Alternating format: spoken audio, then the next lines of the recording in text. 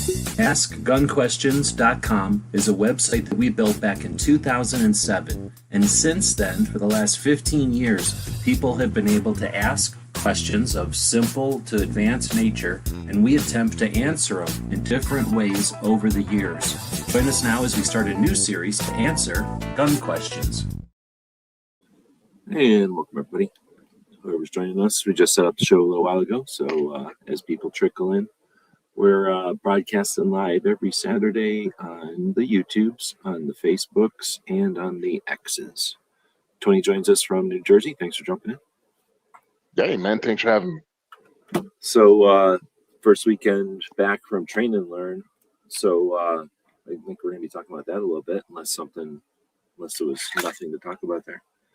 And then talk about whatever. People ask questions, of course, but a couple other things that have been going on that I'll have to chat about. But also, besides Train and Learn, you've still had diversity shoots happening, right? Yeah, had diversity shoot happen, had Train and Learn happen. Stopped by and saw my wife down in South Carolina at her father's place, and then hit the road again, got back up here and went directly to work. They were asking me, was I going to the New England event today? I was down in Georgia with Patrick Collins from The Gun Food. If you want to buy your ammo, contact Patrick over there. And Patrick's like, hey, you going? I'm going to be up there, dude. I'm like, no. I still have over 800 miles to get to my house after this weekend is over with. I'm not thinking about driving another 400 to get to Massachusetts. But yeah, it's pretty cool. Train and Learn was a lot of fun. Met some new people because every year, if you don't know, Kevin Dixie hosts Train and Learn, No Other Choice Firearms Training, and it's kind of a career development thing.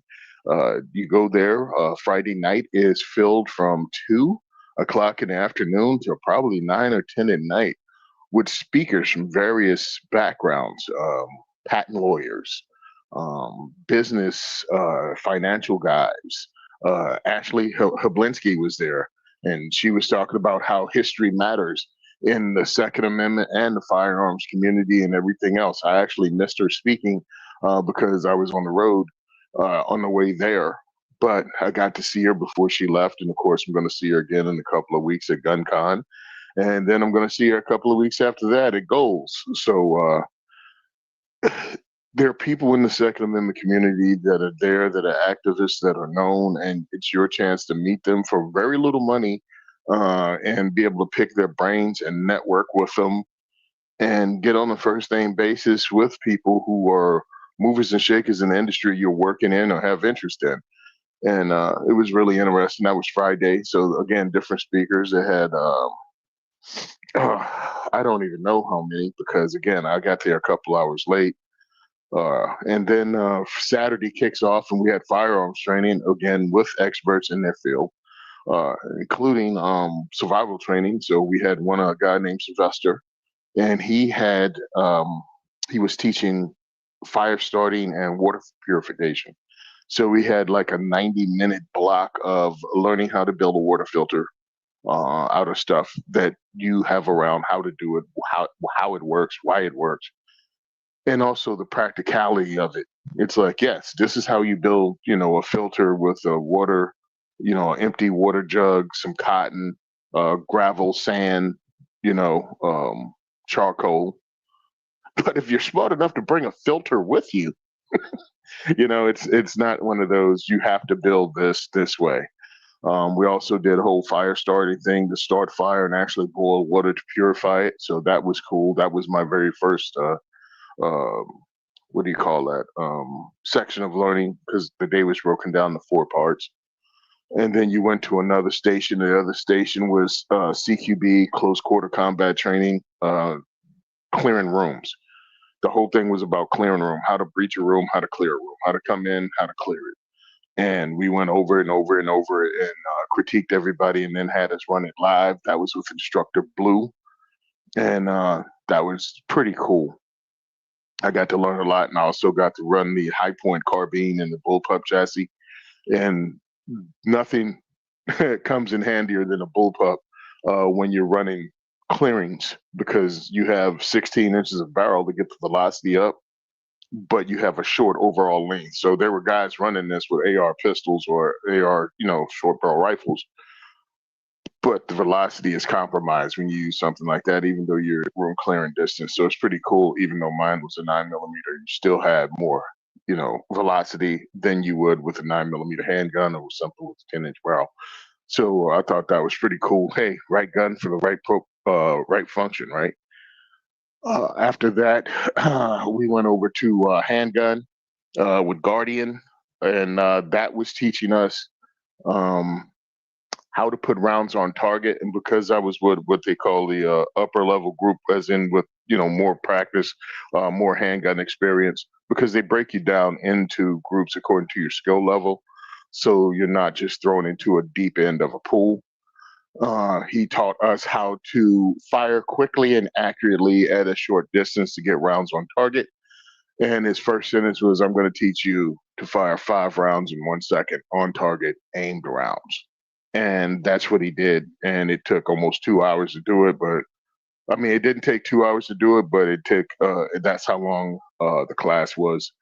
And then a storm hit, a huge storm hit, and that put the end. So I didn't get to take the rifle class with a gentleman named Bill, but I did get to interview him. I interviewed Josh, who was doing the 5 rounds in 1 second class, and I got a few more interviews before the weekend was over. Sunday came, and we got to go and do content and interview people and talk to people. And I got, I don't know, about half a dozen interviews done. Tried some new things and created some content that people seem to enjoy. So it was a very successful weekend dealing with not dealing with, but having a chance to be with my friends. That once a year opportunity to train and learn where you get to meet new people and hang out. And met a lot of activists that have come along since I've been around. And it was really humbling to see people that go, "Oh, we looked up to you and we got into this. We saw you were doing it and we figured we could do it too." And I'm Back like, when I was that's in exactly. elementary school, I liked what you were doing, so that's when I decided to get into this. Thank goodness they were older. But yeah, that could have been the case. And I'm sure that will be one day. And I hope I can accept it gracefully that somebody's like, "Yeah, I remember seeing you in elementary school." And I said, "I want to do what he's doing."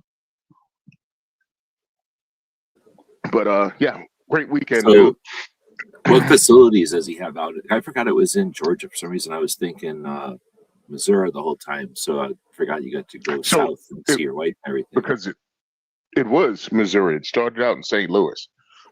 He started out in St. Louis and then moved to Georgia 3 or 4 years ago. I forget. But even when Maybe he was 4 in years. Georgia at first, he was like, "I'm still doing it in Missouri," and then I guess I missed the part where he brought it to He moved. Georgia. Yeah. Yeah, so he opened up a place called Greenwood, which is named after the black neighborhood in Tulsa that was burned down during the Tulsa riots in what 1919, 1920. He Was it named like it after that. 1919 summer, 1919 or something like that? Yeah, it was called Red Summer. And it was one of many black towns that were actually burned to the ground over the 2-year period between 1919, 1920, and I think even 1921. But yeah, it's a full 40-acre facility with multiple ranges on it. And he has, large tent set up for us to all get together in. He has restrooms, actual trailer built with restrooms in it, and lights and everything set up. It's pretty cool. Um, it was just fun to be there. We had a bonfire. I like the way it's set up because it brings people together. It's not like you know what I mean? It's not like the most modern facility with paved roads and all of that. It doesn't, because once you get there, I feel it kind of loses some of the, we were here from the beginning kind of plank owner feeling, you know what I mean, of participating in something. How many people are there since the beginning? Or, been there a majority of times, I guess, because at this Oh, point, it's possible for somebody to have missed a year or whatever. But, like how many people are OG? we have a crew because it's 60 people. 60 people go to the event. That's how many openings he has. So it's not overwhelmed. You're not stuck with 120 people and you can't keep them organized. So I think at this event, we had maybe as attendees, 5 or 6 that have been there majority of the time because we're talking 7 events so far. I think we Yeah. might have missed a year because of COVID. But yeah, there were several people there that have been there from the beginning as attendees. And then of course he has the staff that, have been there since the beginning. They were in St. Louis, and they were there too. And like Alicia Garcia, she was there. So Boomstick Babe, if you know her, she's out of Colorado. And she was there as his right hand and keeping things running. Then we had Devin. Devin is Trenchwork Chronicles. He was there, staff. Brandon. If you saw my content, you saw me interview Brandon with the AR, well, a full auto M16 with the 10-inch barrel and the anal plug on it. That's what he called it, the muzzle device suppressor or whatever on the end. That was him, and he's been there since the beginning. So we had a crew of people that have been there, but a majority of the people, have been to 2 or 3. Not a lot of us have been to 6. My co-hosts were supposed to be there, but life comes at you fast, and it hit both of them, and they couldn't be there. Chris has been coming since 2019. I don't think he's missed a year except this one. And Clayton came for the first time, I think, in 21 or 22. But this is the first one he missed too. But it's a great event. If you're in the industry and want to show up, sign up. No other choice. No other choice. I think it's No Other Choice Firearms Training. Google that and it'll pop up. And sign up. Tickets will be going on sale shortly. He does that every year because nothing's more like advertising and have 60 plus people leave your event and post content about it to get others interested. So you don't want to waste the opportunity to put tickets for the next year on sale. Oh, and Kerry Dugan was there from Archangel Defense. And Kerry was a student in the class, but he hosted his own class on Sunday about instructors and stuff they have to know. And I missed that. But he actually ran his handgun class on Memorial Day. So if you wanted to stay over, it was a small fee, but you stay over and you could take his handgun class, which was an advanced pistol class. And that's also something you wouldn't have got an opportunity to get for, I think it costs 3 times as much as he charged to take his class, if it's anywhere but training line. Was that new this year? I don't remember that being a thing. Yep, it was new. He saw it and thought he could add value to the event. And he said, hey, I'll do my class at the end. I'll run a 1-day class if anybody wants to take it. And I thought that was pretty cool. Yeah, it's kind of interesting, especially if you've never done one and you're interested in taking a class from them, and then you're already there, right? Mm-hmm. Like you're already at the location. You might as well take another day off. Well, it's a holiday anyway. 100%, in my opinion, way too many people are in the firearms industry as advocates, as podcasters, as just look, take some training, get some actual training. It's cool to pull triggers and be in love with firearms, right? Like it's a thing. People love cars, people love bikes, people love boats. You can love guns, and you can definitely be in that part of the business. But hey, let's run this thing. Learn to use it effectively by experts when you get the chance. And if you get the chance at 1/3 the price, why not take it? And also, you're surrounded by other instructors, which you didn't know about. People from different parts of the country might be near you, maybe not. You never know when you'll run into someone on vacation or something, and hey, I'm running a class this afternoon. Want to come take it? Man, I don't have my gun. I came out on vacation. We can provide the gun. Want to take the training? Sure. Why not? And that'll be cool. And that's something that you wouldn't have had available if you didn't know it. And I'm just saying, just the opportunity to meet a bunch of people from around the country. My wife laughs at me because we were making a joke one day, and she says, Is there anywhere you can go that you don't know at least one person in that state? I'm like, no, at this point, no. At this point in this Second Amendment thing that I started in 2012, no. From Alaska to Maine to the tip of Texas, I know somebody in that state. And if I don't know them, we can play 6 Degrees of Kevin Bacon and we'll have somebody in common. And I think that's pretty cool.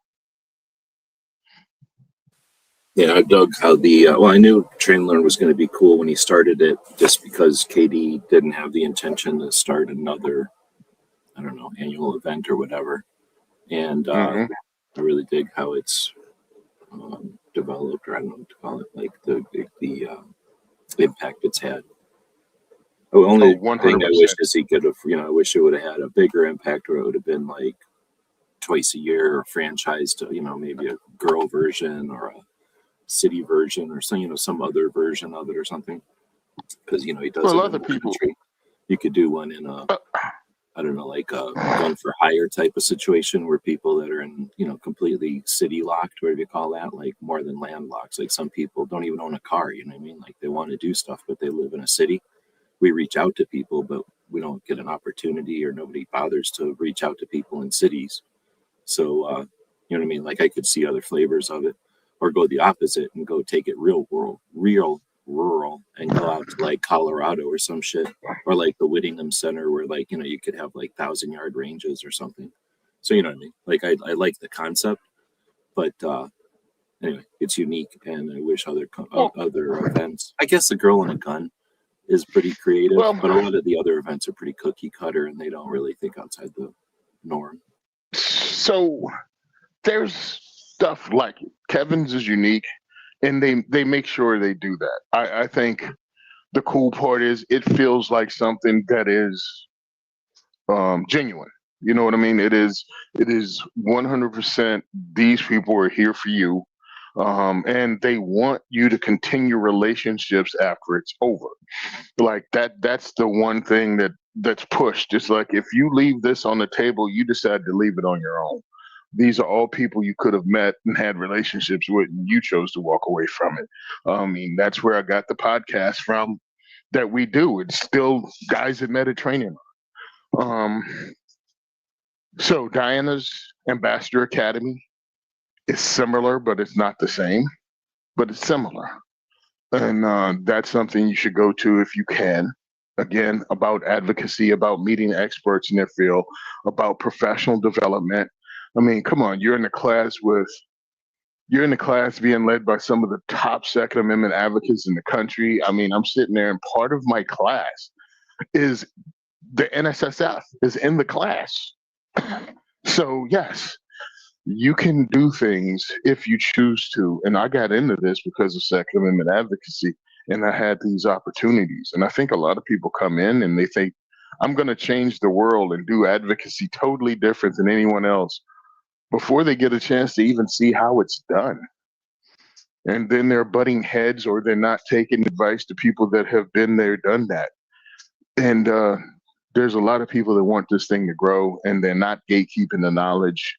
You just have to find out what it is and go to it. Like you said, Girl in the Gun or Robin Sandoval, awesome organization full of wonderful people that are making a difference. A friend of mine, actually, one of my volunteers, went to her first Girl in the Gun event and found out that the president was stepping down. Again, this is her first time attending the event. She finds out that the president's stepping down. No one else wants to step up and take the responsibility.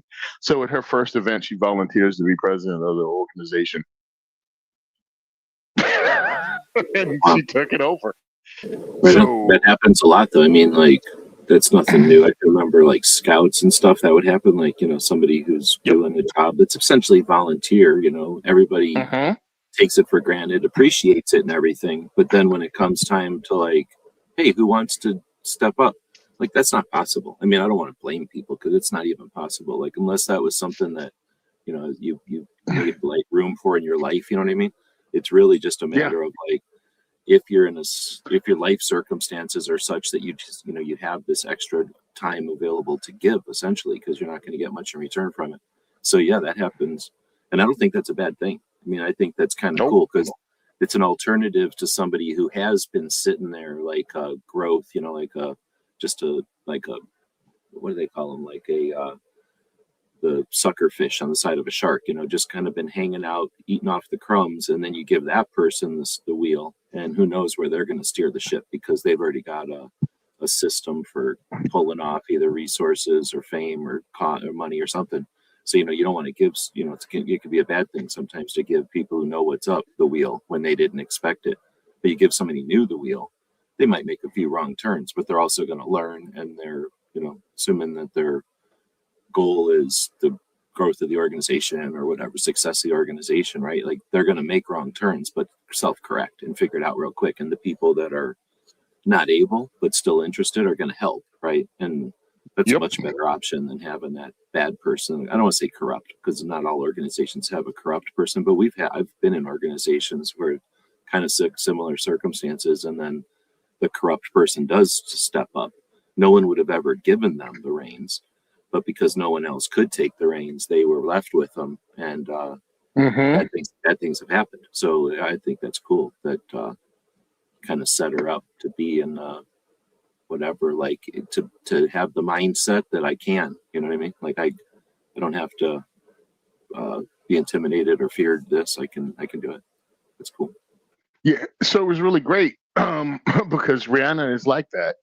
I mean, she's like, what can be done? What can I do? She's always looking for work. You know what I mean? Even when she volunteers at my events, because I'm doing the talking to everyone thing, trying to get people along, make them calm, have the conversations, see where they're coming from, and make it personal. But also, I'm not the one pushing the chairs back on the table when the event's done, or making sure the garbage is, all, the pizza boxes and everything is out of the classroom. And like, I'm not doing all of that too. I mean, I can and I have, but my guys, including Ray, were always up on it. So the heavy lifting was done. And she's just one of those type of people. And I was talking to Robin about her at NRA. And she said, I still haven't met her. I was like, that's crazy that she still hasn't met her, but Ree's taken over one of her chapters. And I thought that was pretty cool. And those are the kind of people that are in Second Amendment advocacy. We just need to appreciate them more too. And if you're like that kind of person, welcome. We need you. I dig that the Girl in a Gun has created enough infrastructure that can happen, where she doesn't need to be personally involved in the comings and goings of the chapters, that they're self-sufficient, and the people there are interested enough, and there's some sort of a structures, but they're interested enough to, keep it going, that she can go do her thing. That's probably how she's been able to grow it and create the yearly event and everything, or the annual event and everything. Oh, speaking of, I had a good interaction with law enforcement coming back. So I'm coming back from South Carolina. I'm flying down the road. Well, not flying. I actually only did the speed limit wherever I went. Got pulled over by a state trooper in Virginia as I was fumbling with my phone. He pulls me over. He was like, hey, following too close, this, that, and other. I was like, all right, cool, no problem. And I made sure I wasn't a pain in the ass to the cop, right? Tell me we didn't end up, he brought me around, put me in the front of his vehicle so, he could run my information. Okay. We start talking, ends up he's a gun guy. He's a gun guy, into firearms, into the training, into actually, he's giving me a rundown of all his guns. He's like, yeah, he's got 2 SBRs. He's just nice. a cool dude. Yeah, I was talking about being a trooper in Virginia and how it's great. I was talking about Spamberger, the governor, signing the assault weapons ban a few days before. And he was like, yep, our superintendent said that's illegal and he's not enforcing it. He was like, excuse me, not illegal, unconstitutional, and he's not enforcing it. And we had a conversation about that. He was talking about Jersey's laws because as part of the gifts they give us for attending Train and Learn, I had an X-TAC 5-round magazine extension. and they give you a little case, like that holds your paperwork if you're a contractor kind of case, and it has like a hat in it from one of the sponsors, and it has some other stuff, and it had that X-Tac in a plastic bag like the hanger that you see in the store. Well, I haven't opened it since I received it that Friday. Well, my paperwork was in it for the rental car. So when he pulls me over and asks me for a driver's license registration that says the rental, and my paperwork's in there, can I open it? He says, sure. I open it. He goes, cool magazine extension. Whose is it? That started off the conversation. Nice. And I'm like, X-Tac. And he was like, can you have a 5-round magazine extension in Jersey? I said, as long as it stays in that little plastic bag, I can have it. If I don't put it on a magazine, it's fine. And he just looked at it because I'd given it to him, like, here. And, gave him the rundown of the company and who makes it and stuff. And he was like, he was almost like, not my problem, not my jurisdiction, and gave it back to me. And I was like, all right, this might be a gun guy. And ends up he was. And this is the coolest part. When I go to get out of his vehicle, and he didn't give me a ticket, he just told me to, put the phone down and be careful because we need you in the fight. I'm Nice. like, damn. It was just like, damn. And that was just pretty cool because, again, people love to play it off like every cop is. I totally understand where you're coming from. Don't tread on me. Well, who do you think's going to do the treading? It's law enforcement. But it's not every cop. And as you can see in Virginia, where the superintendent of the state troopers just told the governor, we're not enforcing the bullcrap you signed. So that's one of the things. Better just not to villainize every cop, every officer. It's just that. That's it. Treat people as individuals. Oh man. Oh, by the way, I did have a diversity shoot. I had a diversity shoot last Thursday. So we hosted diversity shoot in Lakewood at We Shoot, and a company called Blue Wolf Arms brought their Ranger pistols down. Their Ranger pistols are, I think these are hammer fired polymer, double stack 9s. They're not Glock clones, but they're that type of firearm. And they brought them to our event. They bought 3 of them for our guys to shoot. And they were 3 different levels. There was a stock one, it was the tactical one, and then it was the sport one.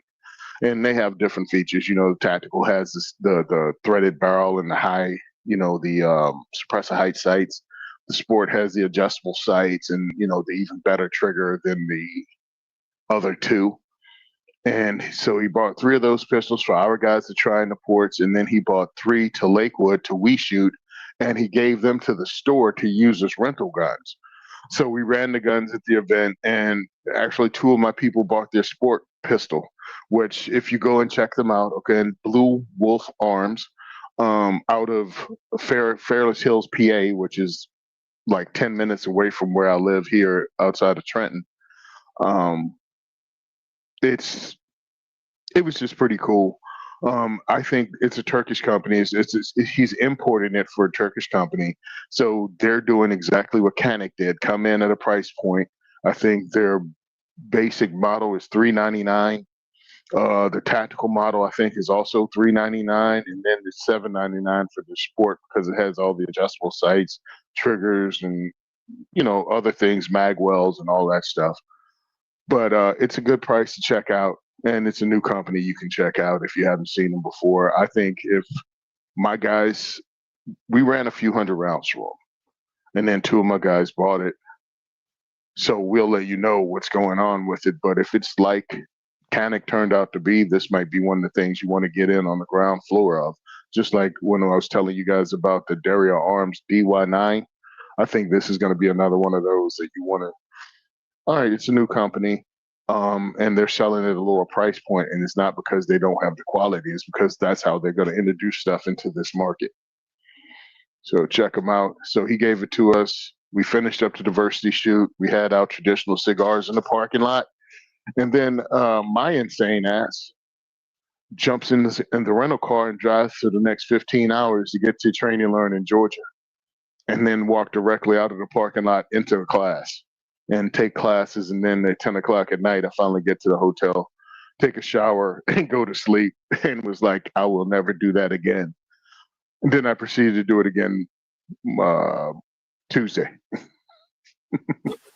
So you did go with the rental. What kind of thing did you rent? What vehicle? I didn't have a choice to rent it because that was the only vehicle, because I didn't reserve something because I stupidly forgot it was Memorial Day weekend. So I ended up having to go with a, yeah. So it was an adventure. I actually had to go to two different states and 3 different enterprises before I found a car available. And it was a 2025 Hyundai Sonata SEL. And I was able to actually fit in it comfortably because it has a ton of leg room. So I was able to get in it and drive for, I don't know, 30. Yeah, I put over 30 hours behind the wheel of that car, just in the trips between Jersey, Georgia, South Carolina, South Carolina, back to Jersey. It was over 2,000 miles. The car, again, Is it not a hybrid. Oh, okay. No. And it got 50 miles to the gallon. I looked at the numbers, and that's hybrid numbers.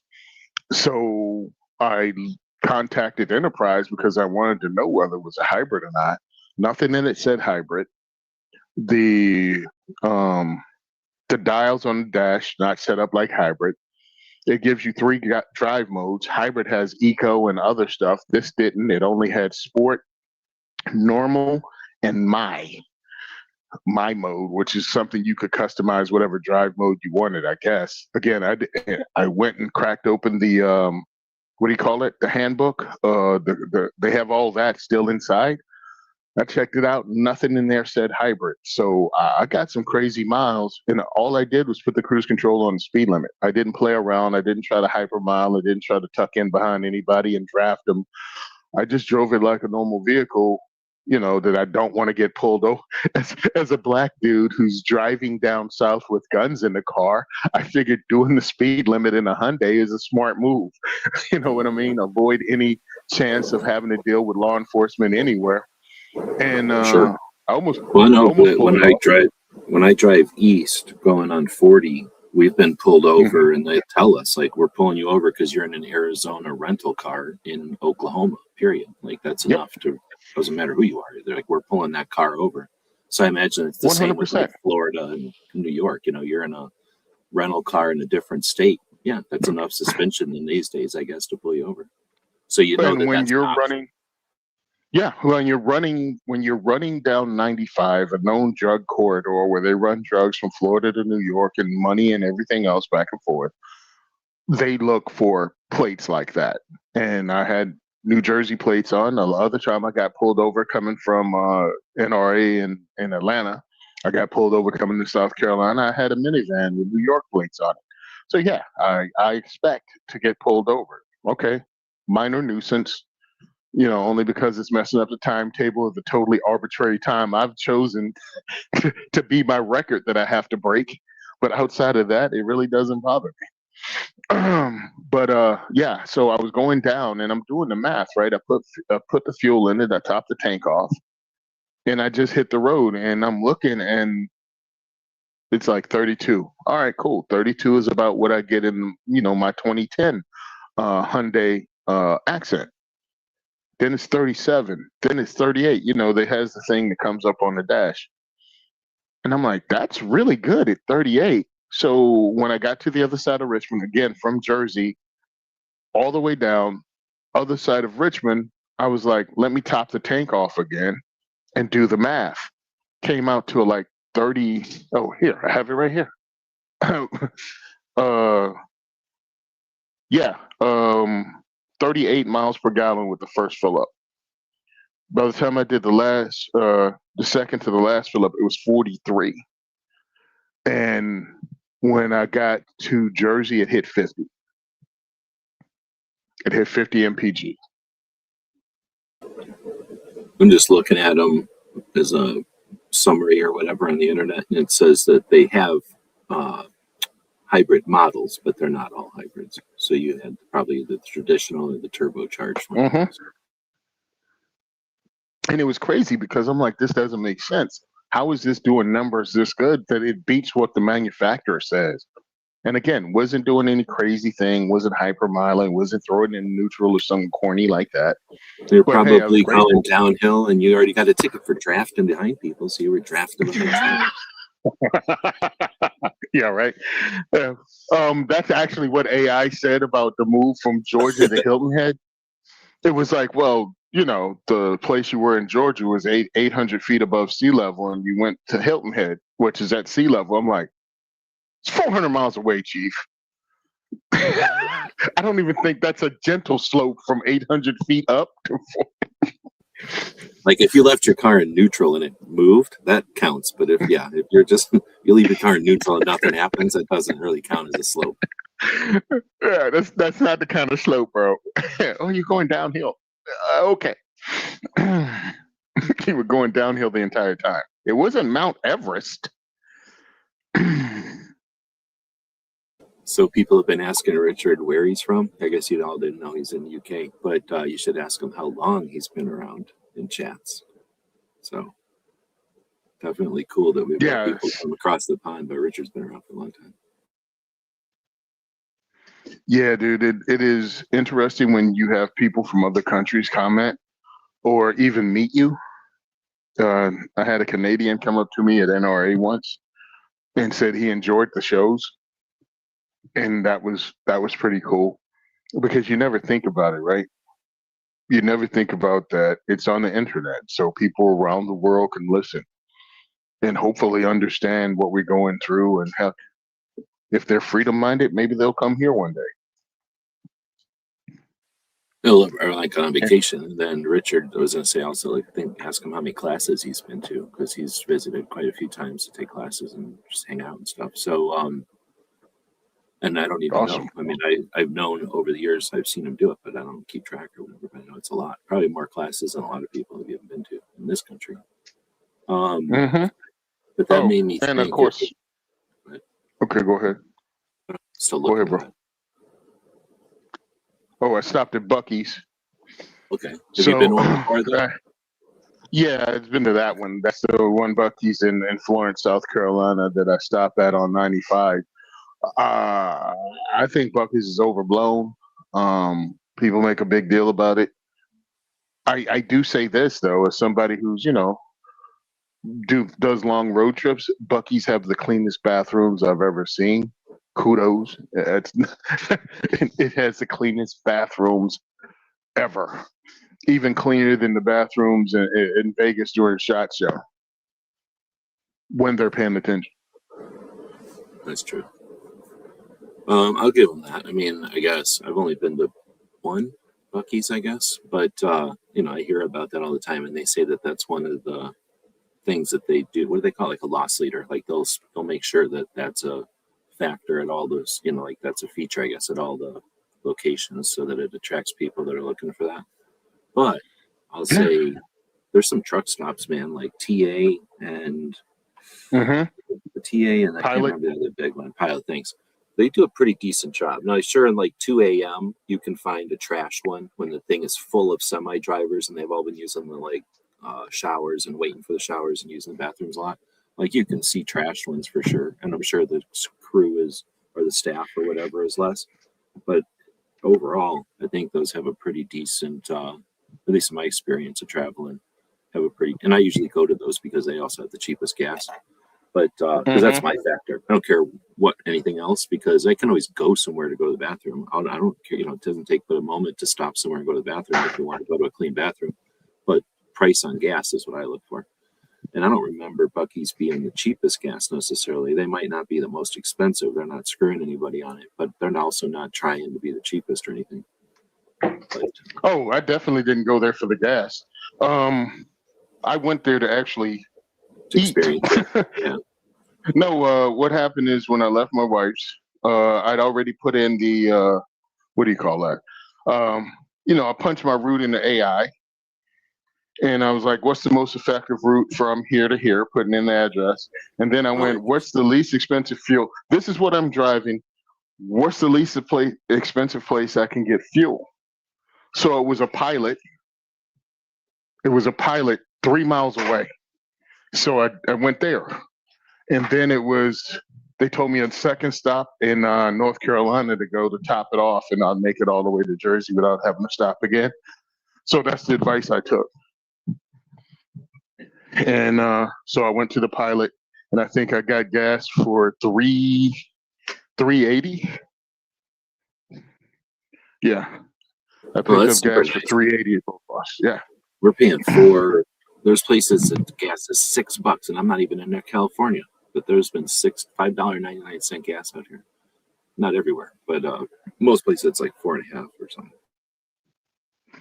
Yeah, so it was a pretty good price. I got the gas, I filled it up, and then I didn't have to, put gas in it again. I think it had, I was 400 and I'll just say 450 miles away. And I got there and still had 100 miles left in the tank when I turned the vehicle in here in Jersey. That's pretty crazy. Yeah, and that's it's not crazy like gas. the whole thing's made out of aluminum or something. That's just better efficiency out of the engine, I guess. Huh? Like Yeah, you're still going 75, like you're still going speed limits and stuff. It's not like it's struggling to keep up or anything. Yep. Nope. All I did was set the cruise control.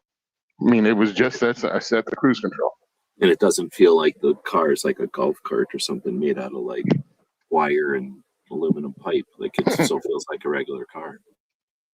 Yeah, the only thing that was crazy to me is, a Hyundai Sonata is considered a mid-sized car now, or a full-size car. And I'm like, what? No, it's not. Yeah, I'm looking at pictures, but I can't really tell the size of it, I guess. It's just mostly pictures of the cars sitting there. There's a couple of pictures. So I need to see it has more leg room. Yeah, so it has more leg room in it because I looked it up because I fell down the geek freaking rabbit hole. You know how it is with us. It has more leg room than a freaking Suburban. Oh, nice. Now, the other thing about cars that I don't like, I haven't driven a car in a while, but they're so far to the ground. It's like you're laying on the ground compared to the van where I was up in the air, and now the trucks or the Tahoes where I'm like, where the size of a pickup truck is. So yeah, it's a different thing, right? I started out in an SUV. When I got back to the States, my second car was an SUV. I drove SUVs, and my work was vans, GMC vans or Ford Econoline vans. So I've always been up. And then when I rent vehicles, I usually rent an SUV because I figure it has more leg room and is more comfortable for me. But because of circumstance, I had to take this Hyundai, and it kind of was an eye opener. One, it was half the price. You know what I mean? It was $20-something, or yeah. Oh, half the price of an SUV. Yeah. Yeah. SUV. Of course, it burned half the gas of an SUV. So I'm like, why am I renting SUVs now if I can comfortably fit in this thing with my gear because I'm rolling by myself? I can fit in here with my gear. Why spend extra money? I can save half all the way around. When you get there, it's not like you got to do 4-wheel drive to get out to where you're at or anything. It wasn't like stressing the car out to be where you had to be. It wasn't stressing the car out to be where I had to be, and it wasn't stressing me out because it was a rental. So the most effective 4x4 in the world is a rental car. Yeah, exactly. A borrowed car can go anywhere, they say. What's the difference between a Hummer and a rental car? There's places a Hummer won't go. Yep.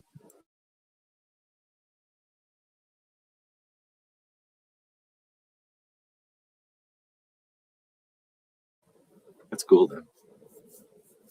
That's interesting you say AI. Have I? I don't think I've ever done that. I think I may have like thought of a trip or, when I do like a hypothetical road trip or something, when I'm planning like, if I was to go to Gold's or something, what would I do?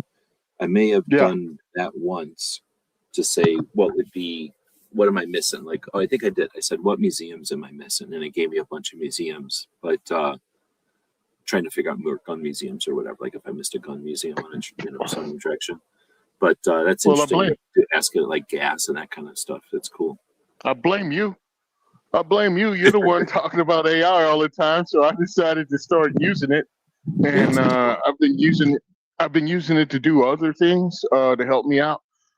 Looking for a place in Tennessee around Knoxville, so I have AI.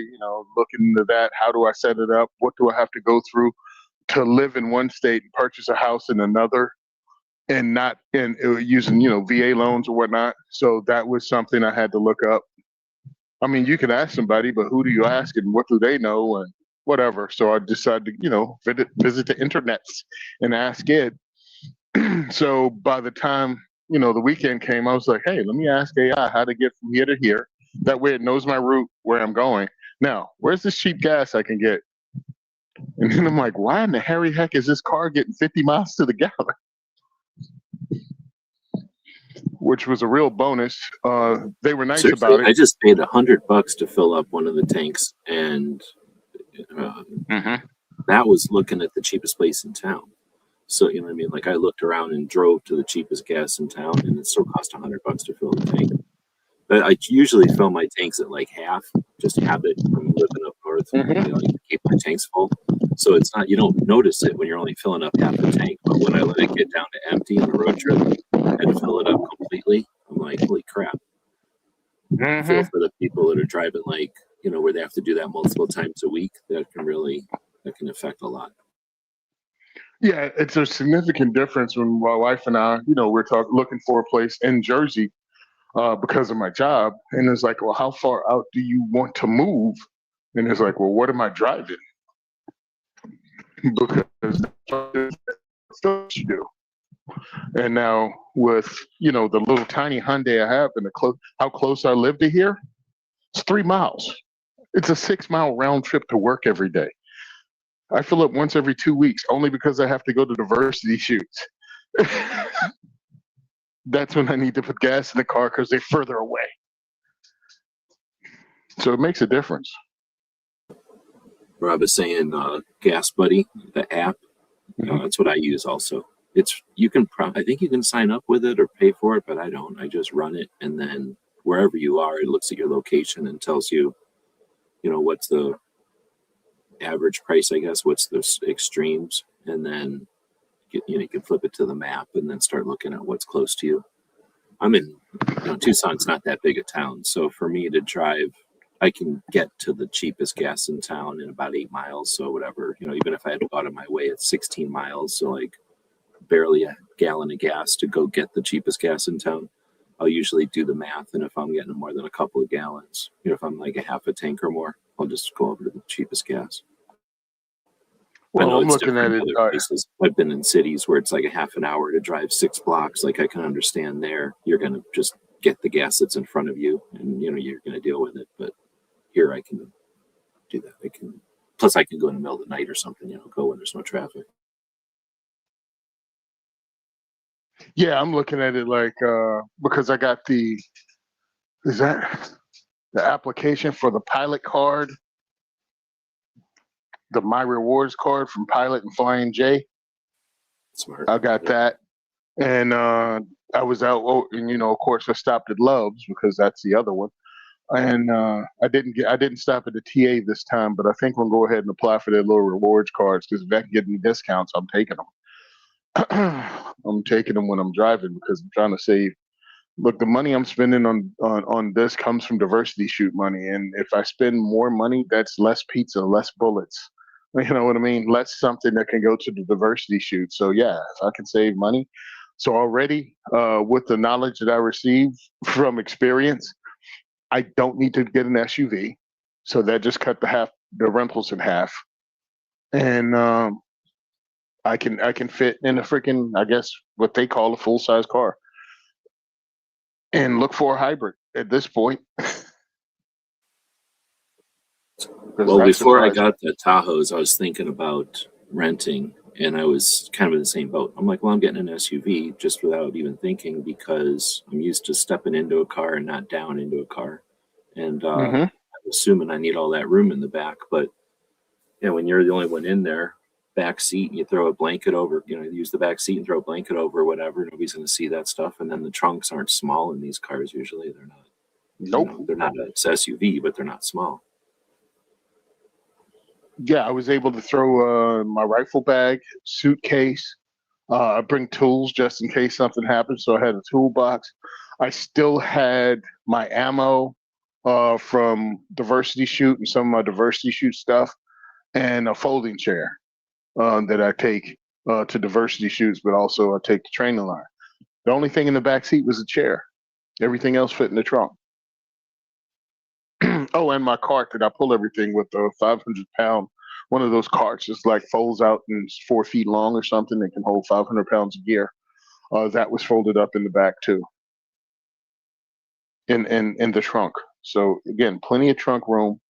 Allowed me to go all the way down there again for half the amount of gas and anything that gets 25 miles an hour. 25 miles per gallon got.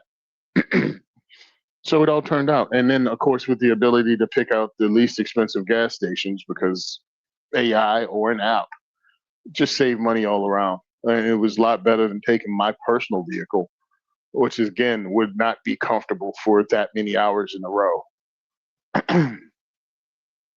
So I dug it. What's this, bro? I'm trying to get what's going on? There we go. Is my mic working again? My computer froze up. It must be this little animation here. So when you're talking about bringing tools, I chuckled. I don't know if my mute was on or not, but I was laughing because I do the same thing. Like, even in a rental car, I'm still going to bring tools, even though they're going to come tow. Like, I'm still going to have tools with me. But anyway, my friend is a locksmith here in town, and he bought one of these things. So I don't know if you've seen it. It's the locksmith lawyer guy, or no? Is it Yeah. Is that what he's called on YouTube? That guy's got this company. Lawyer? Yeah. Yeah. And he's got pretty decent videos. He's funny or whatever. And then he made these tools. This is, I think, this is the third innovation of this tool. My friend bought it. It's like $150. Have you seen this yet, or do you own one? I don't own one because I have like a regular pick set. But I saw one that didn't have this many picks a few years ago. Right? Like I've seen them with like one set or another, but this one has like, it's so cool. This little chunk here is a removable little piece that's a normal set of picks and a tension wrench. So like you can just take that out and use it like a little tiny set. But then it's got these jigglers and it's got the warded shit and whatever you call these little things for those kind of bypassing things. But the thing is, this thing is so well made. There's also a couple of things that pull out like the toothpicks on a Swiss Army knife that are shims and stuff. But the thing is, like, every one I've seen of these are cheesy. Like, I'm going to call it like truck stop / gun show junk. Like, it's like oh, this would be cool looking, but in reality, it's not that good. It's still not that good because they're all tied to a giant handle, I guess. But the quality of the picks and stuff is just so high. I was just so amazed at how good it is. I'm probably going to end up getting one just because, even though it's kind of impractical, it's just so James Bond like. And it's like he pulled it off. Like, you can tell the guy was like, hey, you could use cheap quality crap or you could use the real. Like, these are actual tools. They're not just like pieces of metal that look like the tools. Anyway, I just figured I'd mention this since you talked about tools. I don't know when you talk about tools, and I was talking about tools, I'm talking like car fixing kind of tools, or maybe stuff you bring in the hotel and just improvise something. If something breaks in the hotel, you can just fix it, not have to pay a fee for it. But I don't know if you bring picks and stuff like that. Do you? So, picks stay in my bag because I'm a locksmith. And the multi-tool stays in my bag. Okay. Yeah, so a multi-tool and lockpick stay in my bag, but the vehicle tools are something new. And to go on this car thing again. Yeah, I 100% agree. Most people don't even need an SUV. I know I didn't do anything in my SUV that I wasn't able to pull off in my Volvo station wagons or in my all-wheel drive Volvo station wagon. So I had that. What is it? The V70 and the XC70. And those worked fine. So when I got the Volvo SUV, the XC90, it was just the XC70 higher off the ground. Nothing I had didn't work. When I had the Volvo car, which I had the S70, S60, S60. I went to the same ranges and everything I do. Nothing didn't fit. Had plenty of trunk space. It's just all work, bro. I think a whole lot of this. I mean, now pickup trucks are the big thing that everybody's buying, or they're pushing onto you. And it's not even inexpensive pickup trucks. I mean, a base model pickup truck now starts at $65,000. And if you want the top models, you're over 100 grand on a pickup that you can't even use for pickup truck stuff. But this woke me up, I mean, or made me realize that I can cut down on my rental costs by just changing the vehicle I rent. But again, didn't know I fit in them. You know, what would be the purpose of a dude my size even jumping into a car? But now that I know I can fit, it opens up more options for a vehicle. I figured it'd be something like a Crown Vic, or a Crown Vic or Grand Marquis or a Lincoln. Like they had to be that size for me to fit, and that's not true. I can actually fit in the front of modern cars, even though I'm kind of want one of those three I named off. That's pretty cool. Plus, like you said, the just residual cost or whatever of not having to stop that often, and then not paying much for gas when you do stop. Yeah, I'm like, what am I doing then? I mean, other than being like everyone else, I'm lower to the ground, so I probably have a better ride quality than most, because most SUVs are built on truck frames anyway, right? I have a better ride, and you don't have the view. The view is different, but Yeah, again, it's just different. You get used to it. Like it's, a lot of people drive cars. I guess it's legal. You're allowed to drive cars, so people do it. well, the funny part is circumstance are the only reasons that I'm in a car, right? I had SUVs. The station wagon I had was again lifted. What is it? The XC70 has it's like 2 or 3 inch lift kit. It's just an all-wheel drive. But when I rented my vehicle last time I went to Train and Learn, or wherever the heck I went, um, as I got close to South Carolina, one of the tires started leaking. And since it was Easter weekend, I had to stop at Hilton Head to swap it over. At the Hilton Head Airport to swap it over. Oh, I was going to NRA, and stopped at Hilton Head, and all they had was a Kia Soul available. And I had to take it because they had no other vehicle, and this one had a leaky front tire, and I wasn't going to be stuck over Easter, with a rental with flat. So, and I was going to Atlanta. Well, that Atlanta trip showed me that yes, in a city, those small Kia Soul type vehicles, in and out, and is a great thing. So that got me over one, I guess, prejudice I had against it. And then this happened, and I'm like, yo, dude, I might have to start looking at actual modern cars, at least for rentals. What is this question? The new butt pump shotguns. Okay. You know what he's talking about? Yeah. Yeah. And the crazy part, I didn't see them. I was talking to the guy from SDS at NRA because I know him, from other events. And I never made it to the booth, so I didn't know they had this.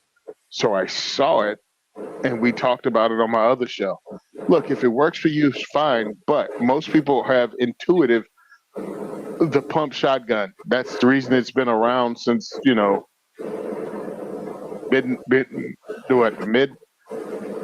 the late 1800s. It's intuitive. It's something everybody knows how to use. If you want to buy it just to check it out, it might last. It might disappear. It'll be cool because it's SDS, so it's not going to cost an arm and a leg. Pick it up, buy it. I'm not going to, if I'm going to run something, it's going to be a traditional shotgun. I mean, I have enough 870s or 870 clones or even Mossberg clones that I don't have to try out the new thing to use it defensively, but to buy it, pick it up, buy it. I would if, I was that type of person, but I'll try to get it for free before I pay for it. Heck, actually, he told me to contact him and see if I wanted anything. So maybe I will reach out to them and see if they'll send one to us for the shoots. SDS Imports. He has already sent me their PX9 handgun and their semi-automatic shotgun that they did work with Agency Arms on.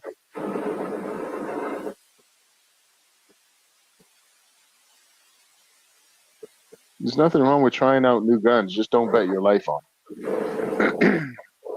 So I'm trying to find a clip that I want to play that isn't some channel I've never heard of, because I knew that I've seen some either from Snob or Clover from Houston.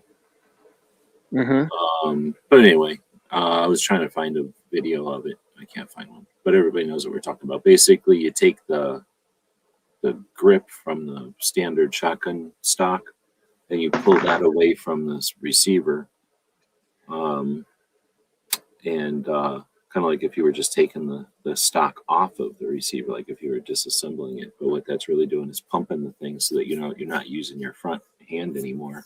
You're using your back hand. I think it's neat. I don't know why they didn't invent that a long time ago. Seems kind of obvious once you look at it.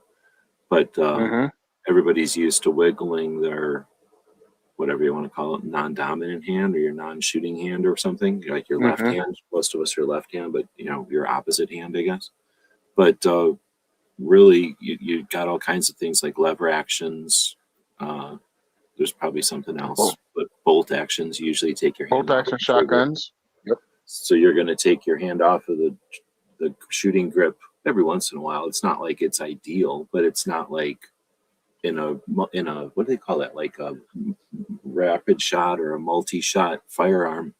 You're not necessarily expecting ultimate accuracy. So and especially in a shotgun, unless you're shooting slugs at some sort of a target, like you're not expecting repeatable grip or whatever. So anyway, I can see it.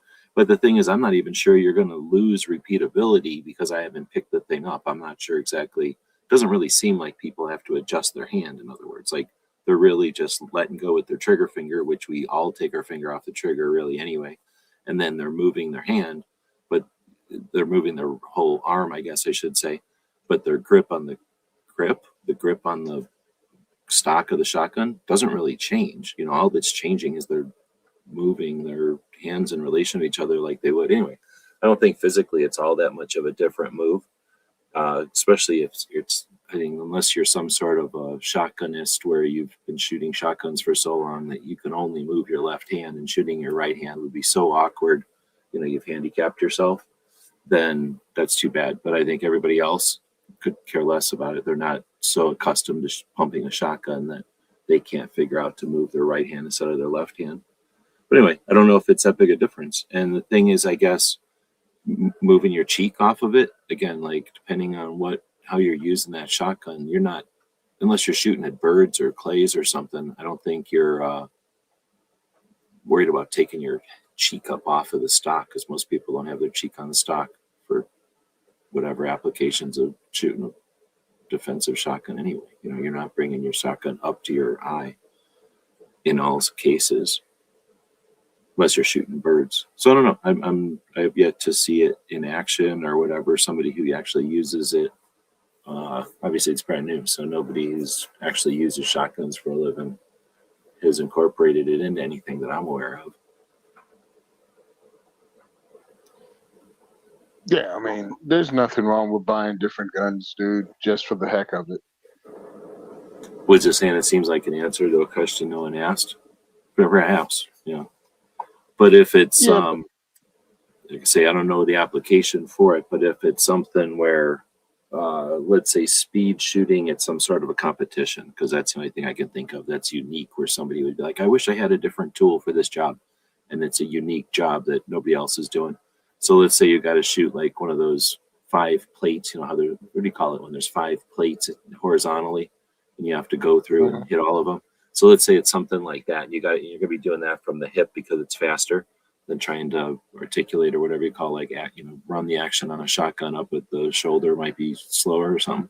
So you're going to do it that way. And then like maybe that's the question, or maybe it answers that question. But yeah, that would be a specific situation.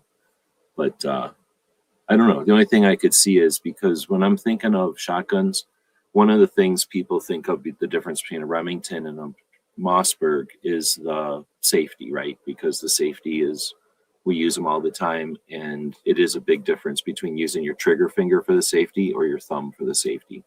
Not just where they are, but like how you do it. I know some people that are Mossberg side of the fence, and they'll say, I don't like the Remington safety because you got to use your trigger finger. Or I don't like the Remington safety because, you know, you got to flip the gun around to, you know, you can't just do the both. You can't turn on and off a Remington safety that easily without moving your hand because of the way that it's on the trigger guard. With a Mossberg, you flip your thumb and whatever.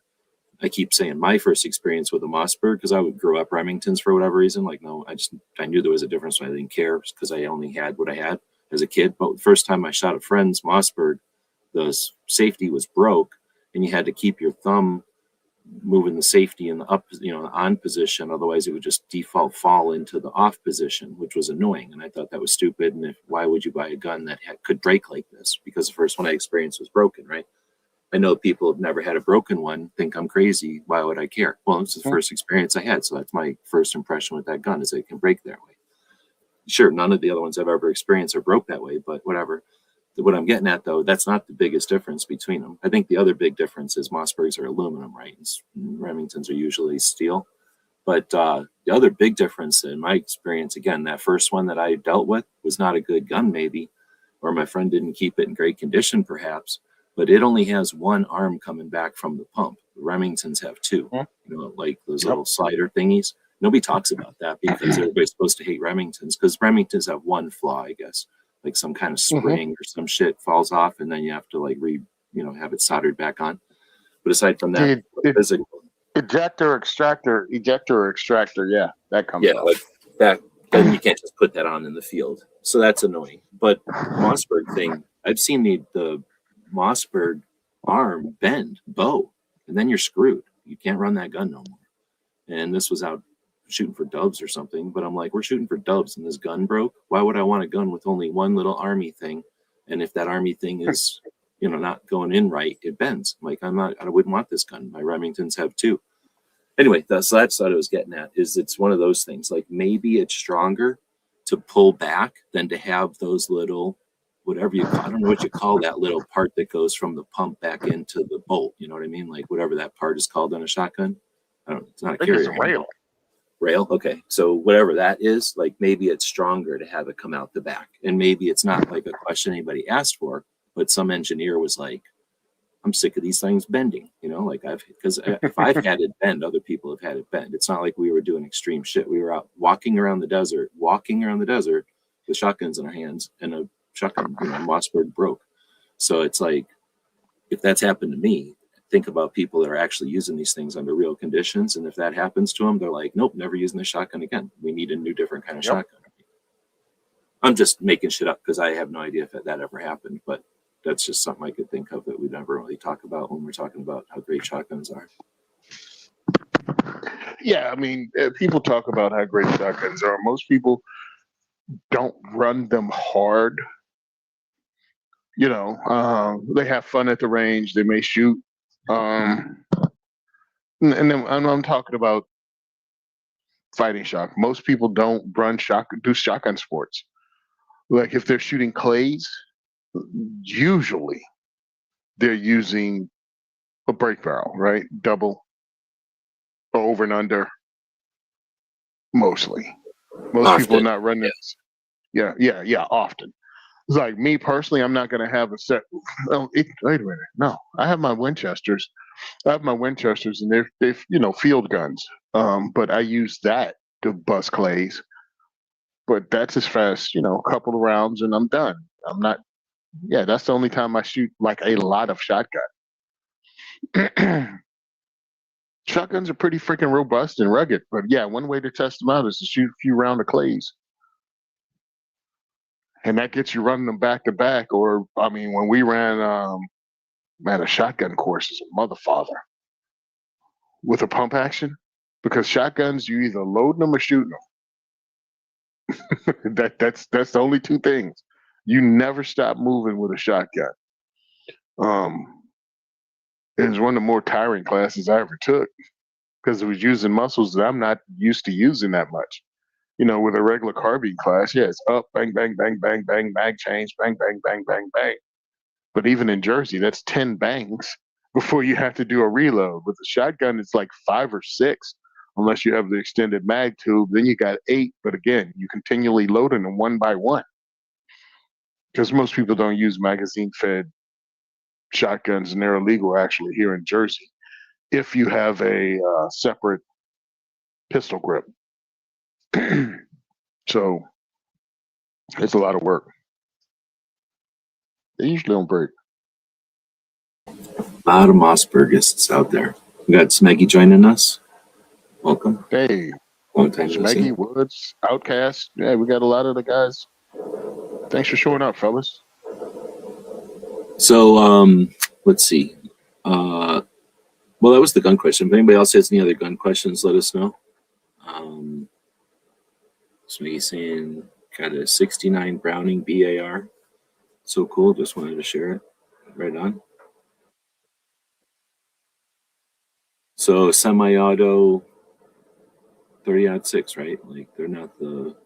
I'm assuming it's not the BAR, right? But the shotgun. Or is it a shotgun? It's a rifle.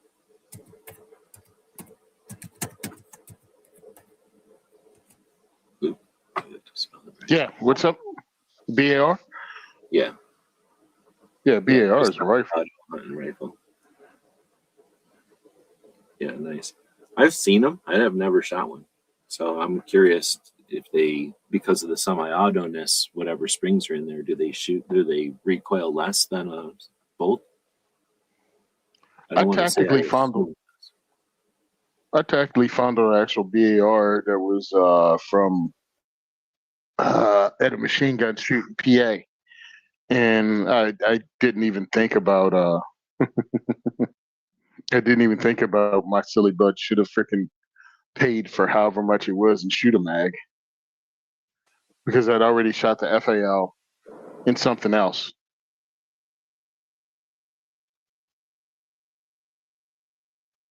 I Well, forgot there's what it the was. bar, there's the Browning automatic rifle, like the actual like military rifle, the bar, and then there's the rifle, the bar. Like I don't know why they named them both the same, but there's he's talking like a semi-auto hunting rifle. It looks like a mix between a bolt action and a shotgun, I guess. So you can tell it's semi-auto, but it's a 30-06 instead of like a shotgun. But they're a beefy rifle, not the giant. They weren't belt fed. I think they were magazine fed 30-06 semi-autos. That some of them had bipods from World War One, I guess. So two different things. Yeah, but they're both World War One. Yeah, actual Browning's son showed up in France with it. Yeah. So I've shot the bars a couple of times. I really like them. They're smooth. They're smooth compared to what you would think, I guess, because they're such a big gun. But I don't know if it'd be interesting to see or to like somehow experience the development of it. Like, did Browning create the first one and go, okay, I finished it, let's go? I don't know if he did that because I got the impression somehow from just visiting his stuff and listening and seeing the different iterations of stuff. I think once he figured out to get a working version, then he tweaked it. And he's like, okay, let's get rid of the recoil, or let's get the rate of fire down, or like, let's, you know what I mean? And he started to figure out like, okay, the barrels will heat up after some kind of rate of fire. So let's get a dwell time in here. Let's make this a little bit longer so that this takes a little bit longer to happen so that the barrel can cool down. And once you do start doing that, you go, oh crap, now it's uncontrolled. You know what I mean? Like I think he fiddled with them once he created them. And I'm assuming if that's the case, then I'm assuming the final products are like what he decided was like, he tweaked all the variables or he tweaked all the adjustments. And this was the best for all the different, whatever he needed out of it. And that's what I'm wondering, like, because it's such a smooth shooter. I wonder if that was a factor of it. Is like, okay, anybody can make a gun shoot a bunch of rounds. This round, I want to make it like a Corvette versus a Jeep. Maybe that's the way to say it. because it feels like when you're shooting a full auto bar, it feels like you're shooting you're riding in a Cadillac versus like a Sten or something is like shooting Oh, yeah. something cheap. It's like a real, like you don't feel like you got a lot of comfort or quality or like care put into it in your hands. And I don't know if that's a factor of just being milled and wood and giant, but like I say, I suspect that when Browning got it working, he was then like, all right, now let's dial it in. Maybe that's what I should have said, like dialed it in. Okay, he says, yeah, it's heavy. Well, it was this much. Well, it was built, during World War One. So it was like, yeah, get it out. Well, that's the other thing, right? I'm sure it was like, yeah, let's not keep farting around with this forever. So here, I'm going to put this back up on the screen. Because that's what the whole move was, to get out their wonder weapons, right? To get out those things that were going to be war winners right at the end. They also had the Pedersen device. Yep. This is the bar that Smeggy's talking about. But then there's also, I don't know how to differentiate it, like the not even full auto. Then there's this bar, which is what we're talking about, which isn't the same gun. I mean, I don't think it's the same gun, but this is, like I say, it's a pretty interesting gun to shoot, but it's also heavy as crap. Like have I picked it? I think I might have picked it up just to do it, like a couple of rounds from my shoulder. But this is, it's designed to be laying there because it's heavy. It's light enough that you can carry it around. It's not like carrying around a huge gun, but it is at the extreme of being heavy. Like, or you'd get muscle carrying this gun around. And then what's her face? Isn't this what Bonnie and Clyde chopped down? Yeah, it is, right? Bonnie. They chopped one of these down into a little SPR thing. I've seen it, I think, in a museum. And that makes it way cool. Like this is Bonnie and Clyde's. Or no, is this a different kind? This is their bar, and then that must be one of their Winchester shotguns. That was an A5. Yeah, that was a Browning A5 they cut down. Okay.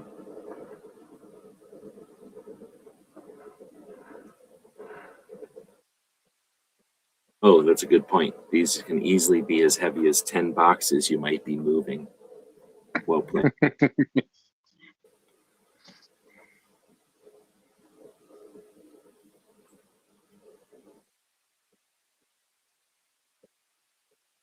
Okay, 1918 bar versus the Browning bar. That's the difference. But they're both Browning automatic rifle, so there you go. Anyway, that's a cool rifle, especially up there where I'm assuming that's what they knock out deers with, the big deers. Mm-hmm. All right, well, if there's any other gun questions, I was going to bring this up before, but I wanted to hit the gun question. I guess I have to bring this back up on the screen. But every Friday, I try to put out a blog post, and lately I've been able to do that. And I did one on a couple of the topics, and somewhere in one of my other topics, I thought, I'm going to try applying this to gun. Oh, I was doing the 9 generations of gun culture, I guess. Yeah, culture, yeah. Right. So I wanted to break that down more. And then as I was doing that, I started thinking about conversations that we've had about GunTube, or guns on YouTube, and kind of used the robots again to map that out, and came up with 5 waves, or I guess I'm calling them 5 eras of YouTube use. So I went with the first one being, do I have days in here? Yeah, from 2005 to 2008. And I put myself in there because we started in like 7, I think, and technically in 9. But then, that was really the end of the assault weapons ban. And then we're all just figuring out what the internet can do, right? And there was, the way I remember it, FPS Russia happened, and he was a gamer or something, I think, originally, or at least he acted like one. And then he started shooting at trees and just exploding shit and doing dumb, like exploitive type of shit with guns in front of all the gamers, and that turned YouTube into a gun thing. And then at some point, Nothing Fancy was doing like these really long videos, and it's branched into guns and became a gun channel. That's when I came around. And then Eric came around somewhere in there, and he was doing his thing, which was hanging out at the gun shop. I think is what he really started with, and then started going out and doing shoots and figuring out that people liked watching him shoot. And then Hickok had his backyard, and then one day did the shoot a pumpkin thing and became like a massive thing. So that was like when we were all just kind of starting out and figuring out what we could do online. But we were all, at the most, some of these guys were acting like TV shows from back in the day. But for the most part, I think we were all just kind of playing with what the internet could do. Had no idea where it could go or anything. Then you have the 2009 to 12, and that's when they basically started paying us. So somewhere in there is when I started using it more and more. At first, I was only using YouTube as a place to put up videos, and then we would talk in the forums about the videos, but nobody was on YouTube. And then in 2009, they started to pay us to put stuff on YouTube, and it started to turn into more money than we were making in other places online. So now it became a career for people. And then we figured out like, and that was happening not just in guns, but in YouTube in general, I think. So YouTube started to establish itself, and everybody figured out like niching down or whatever that's called, and like coming up with like a zone or a lane. And then you had a bunch of other channels see that and jump up. And then I'm just going to skip past. So that was, I'm going to call that like the second wave. Then the third wave was like 13 to 16. And that's when, Obama's executive actions and people's, the assault weapons ban was completely gone. People were used to ARs and stuff like that.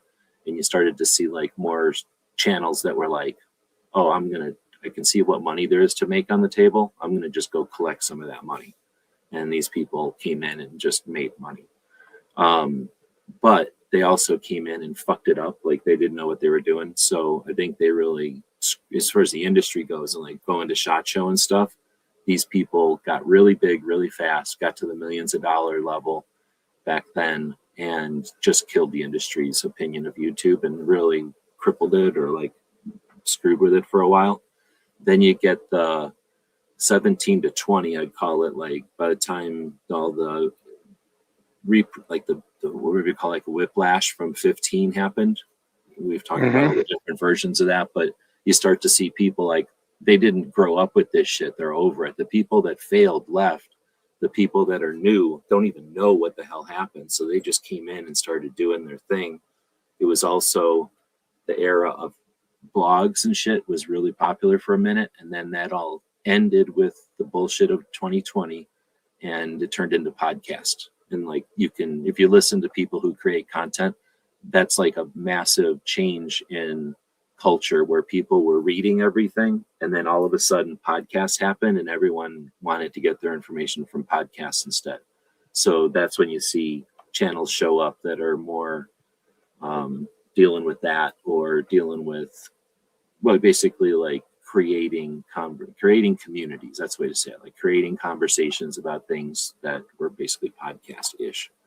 And then I think there are more eras than that, because then YouTube decides blogs are no good, podcasts are great. No, wait a minute, podcasts are no good. Shorts are great. No, wait, shorts aren't good. Now 8-minute videos are, what I mean? So that YouTube starts to do that. And I think people start to say, fuck all that. We don't have to learn, just because people started the internet this way, we don't have to continue doing that. So then you get these different things happening. I don't know even to call them because they're different than what we had. And I mean, who knows what's next, but I sort of think that's what's happening now is you got people that are still using all these tools, but they're using them in different ways. And because the platforms aren't here to support us anymore, we've got a different dynamic. And some of these podcasters are massive and some, there's a couple of blogs that are doing okay, but most things are like, what do they call it? Patreon or some sort of like subscriber funded, no longer are the platforms paying us to do actual content. They're only paying for like the most outrageous or the most dramatic, like the most controversial. And unless you cater to that shit, you have to find other ways to be able to do this. So now you're getting like hobbyists and people with actual agendas, that have a meaning behind their work or are just doing it for the fuck of it. and that's creating a different audience. So I don't know, and that's a harder one to describe because it's happening right now. But anyway, I put that up as I don't know what to call it. It's not like, obviously I'm not saying this is what it is, but this is my interpretation of, like, you know, what's happened over the years or whatever. So with that overview, I don't know. And again, coming at it without having researched it or anything. Thing. And that means not just Tony, anybody out there. Any thoughts on that? Smeggy No, I says mean, third wave, the heyday of gun channels. it's funny because every one of these these waves, they got people to just step into them and think it's all new or it's always been like they're seeing it now. And it's like, no, this thing changes completely. The money in it changes. And then you see the personalities dip in and dip out when they can't make money. That's one of the more annoying parts, only because sometimes, because I'm looking at it now as I get older, and the information a lot of these new people are coming in with, they get it from Wikipedia. So I'm hearing about how, you know, the military changed over from the 1911 to the M9 in 1983. And they're saying it like with 100% certainty and fact because they weren't there. They'd not been in the military doing the changeover and don't understand that, yeah, 10 years later, there's still people that still had a 1911 in their units. It's like the proliferation of bad information happens too. And it instantly gets put out there in an easily consumable method. Like no one had to research for it. You just clicked on a video and you got served this bullcrap. And that might be what you lock onto and keep. At least back in the day when you had to find it in a magazine and read it, there'll be a few different things. We were easily freaking swayed then too, but I guess you had to work for the stupidity instead of just get hand fed it. Smeggy's asking what era is the instructional videos. He doesn't see any more or many videos anymore about like how to field strip or how to mount a scope. And that's a intentional policy decision by YouTube that said we can't do pretty much those things. So we started as people who weren't paying it. Like there's people like Clover who pay attention to what's going on with YouTube's policies and stuff and helps to try to get that information across and like work with them to make policies that aren't crazy or like completely untethered in reality. But that's what's happened. They've said it's like a weird, I don't know where they came up with the boundaries here, but like this, like scopes are bad. I think holsters are okay. Red dots are like okay if they're not attached. There's these different things that you can do and can't do, like parameters that are just, you know, very complicated. And because it's so complicated, most people just shy away from even touching a gun anymore, period, let alone on disassembling it. For example, we can't touch them live anymore, right? Like back in the day, that was unacceptable by YouTube's policy standards. So you'd have a show and somebody'd say something, you'd go grab a gun and point at something, or, you know, do a zoom in and close up of something and talk about something. You can't do that anymore because of the policy. So that changes the culture. So now people don't ask that stuff because they know they can't get an answer, and that it's, you know, it's just repetitively asking for something over and over. Everybody figures out you can't ask for it anymore. Now is the culture's changed. Now, you know, we're all having these YouTube videos where we theoretically talk about shit, or we pause and do an obvious different video, you know, like we show a video that is not us live and have some kind of warning on the screen. So anyway, it changes the way we talk about guns, and that's messed up. And it's not like YouTube is, I don't think YouTube is all powerful enough to like go, we're going to affect culture. They just reacted to some kind of, I don't know, pressure probably from some idiots. And we didn't have, what's the word, like the opposite pressure to say, hey, you know, the push back, hey, what are you doing?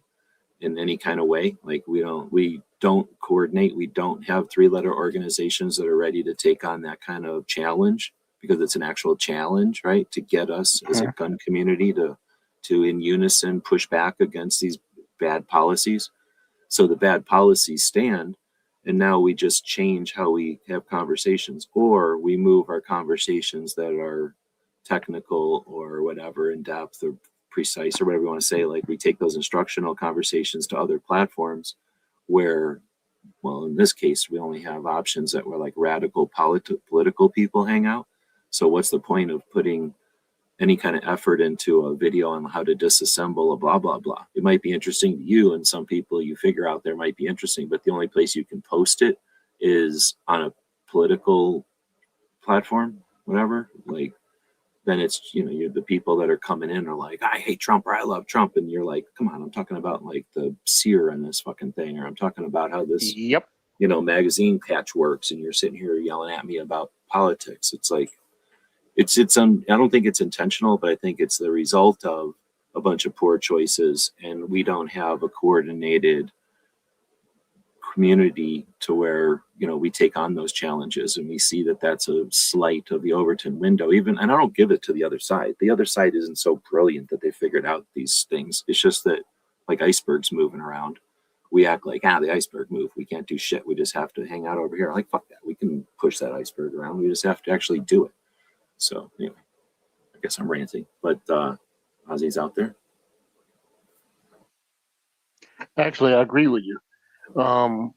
Because again, trying to get gun people together, Second Amendment advocates, all of it, because they aren't the same thing, by the way.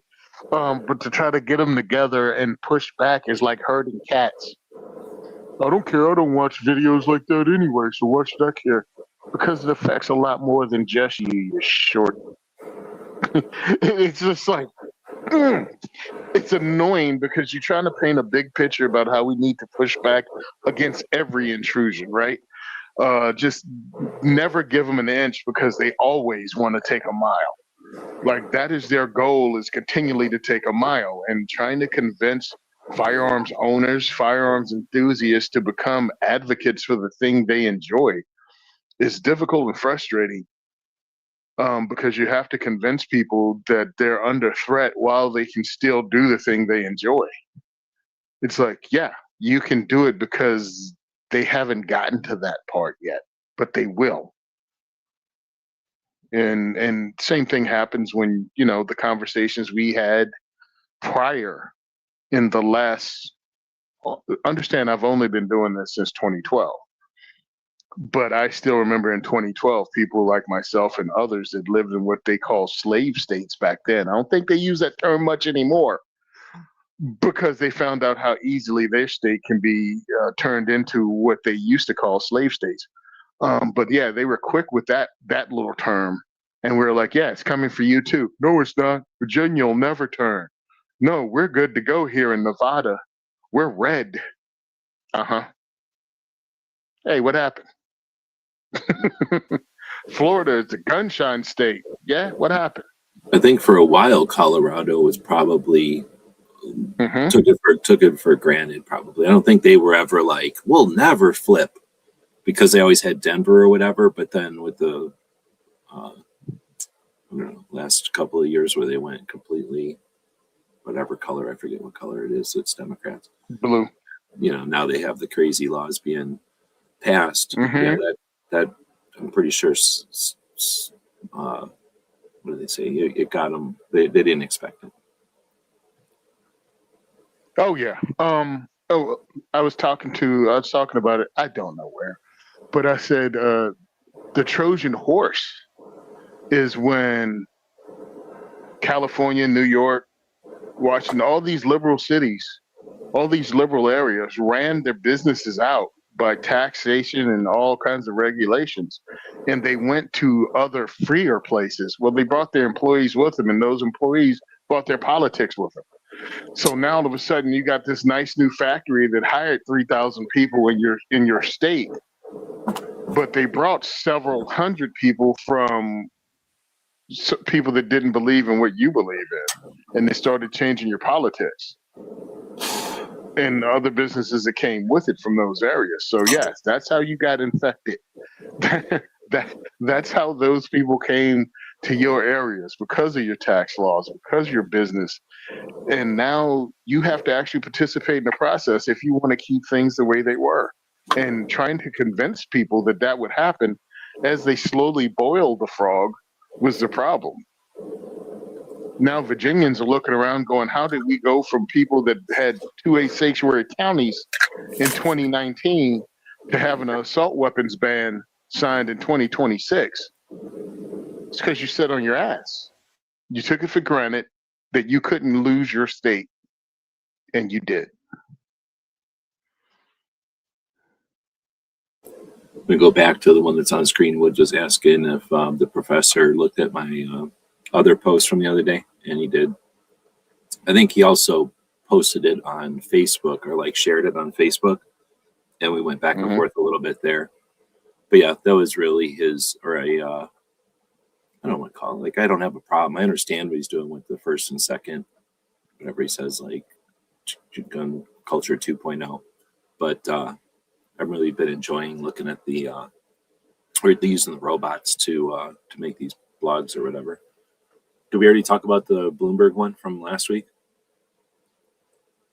Probably didn't, because we were on or you were at Train and Learn. So last week I had one go out where the Bipartisan Safer Communities Act has bugged the shit out of me ever since it even got brought up. And the one, that it exists, and two, that we're not using it as a angle to be pissed about, because it just lines up too much. Like I use the robots to try to figure out how much Bloomberg has spent over the years based on like news articles where he brags about how much he spent.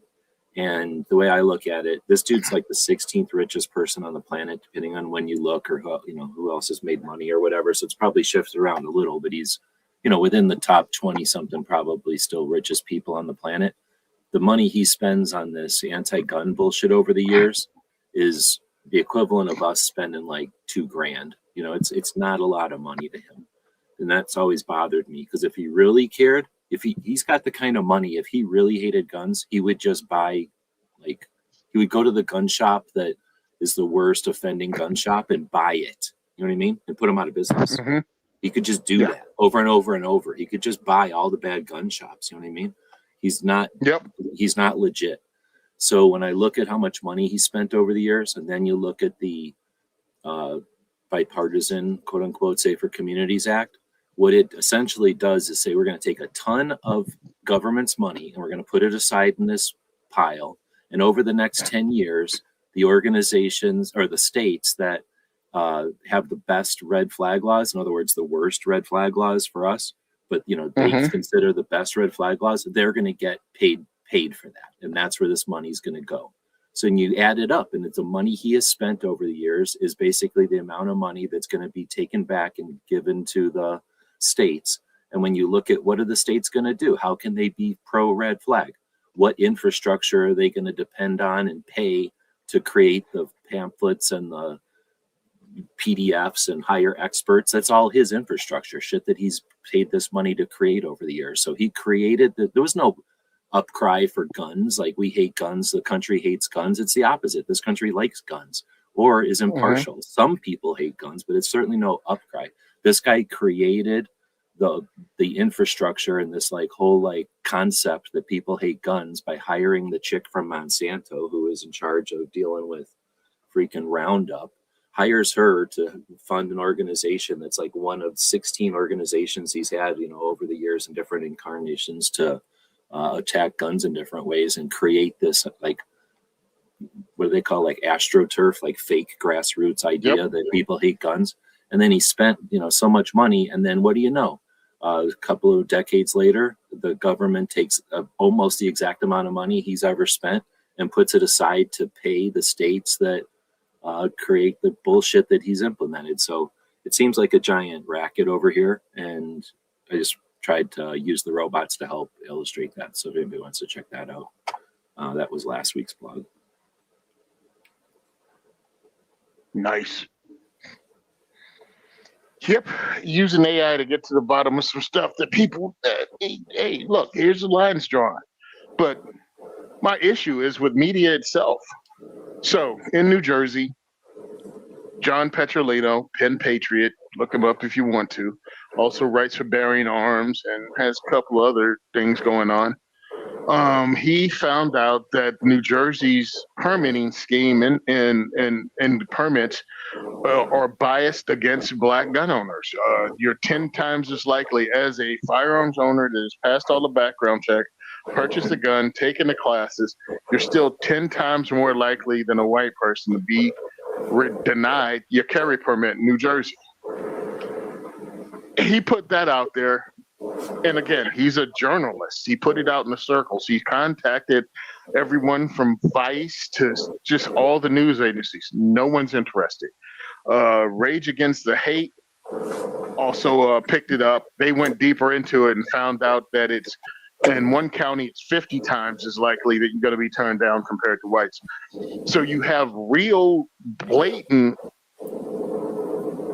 I mean, what do you want to call it? Racism? Bias? You have a freaking problem that's unexplained. And when those organizations contacted the governor's office and the attorney general's office, the only answer they got was no comment. So you have something that blatant and the media refuses to pick up on it. So it's up to people like yourself, to people like, you know, us podcasters that are out there, regular dudes reposting stuff from other people to get the word out, because I'm sorry, but the media is no longer, what is it, the sixth estate, the fifth estate? I don't know. They just no longer hold government in check. They're part of the problem. And then, you know, they come in riding at the end going, look at what we found. Oh, shut up. You found nothing. Small organizations had to put it together, and something crazy had to happen before you even noticed it. Or before you would even do the story.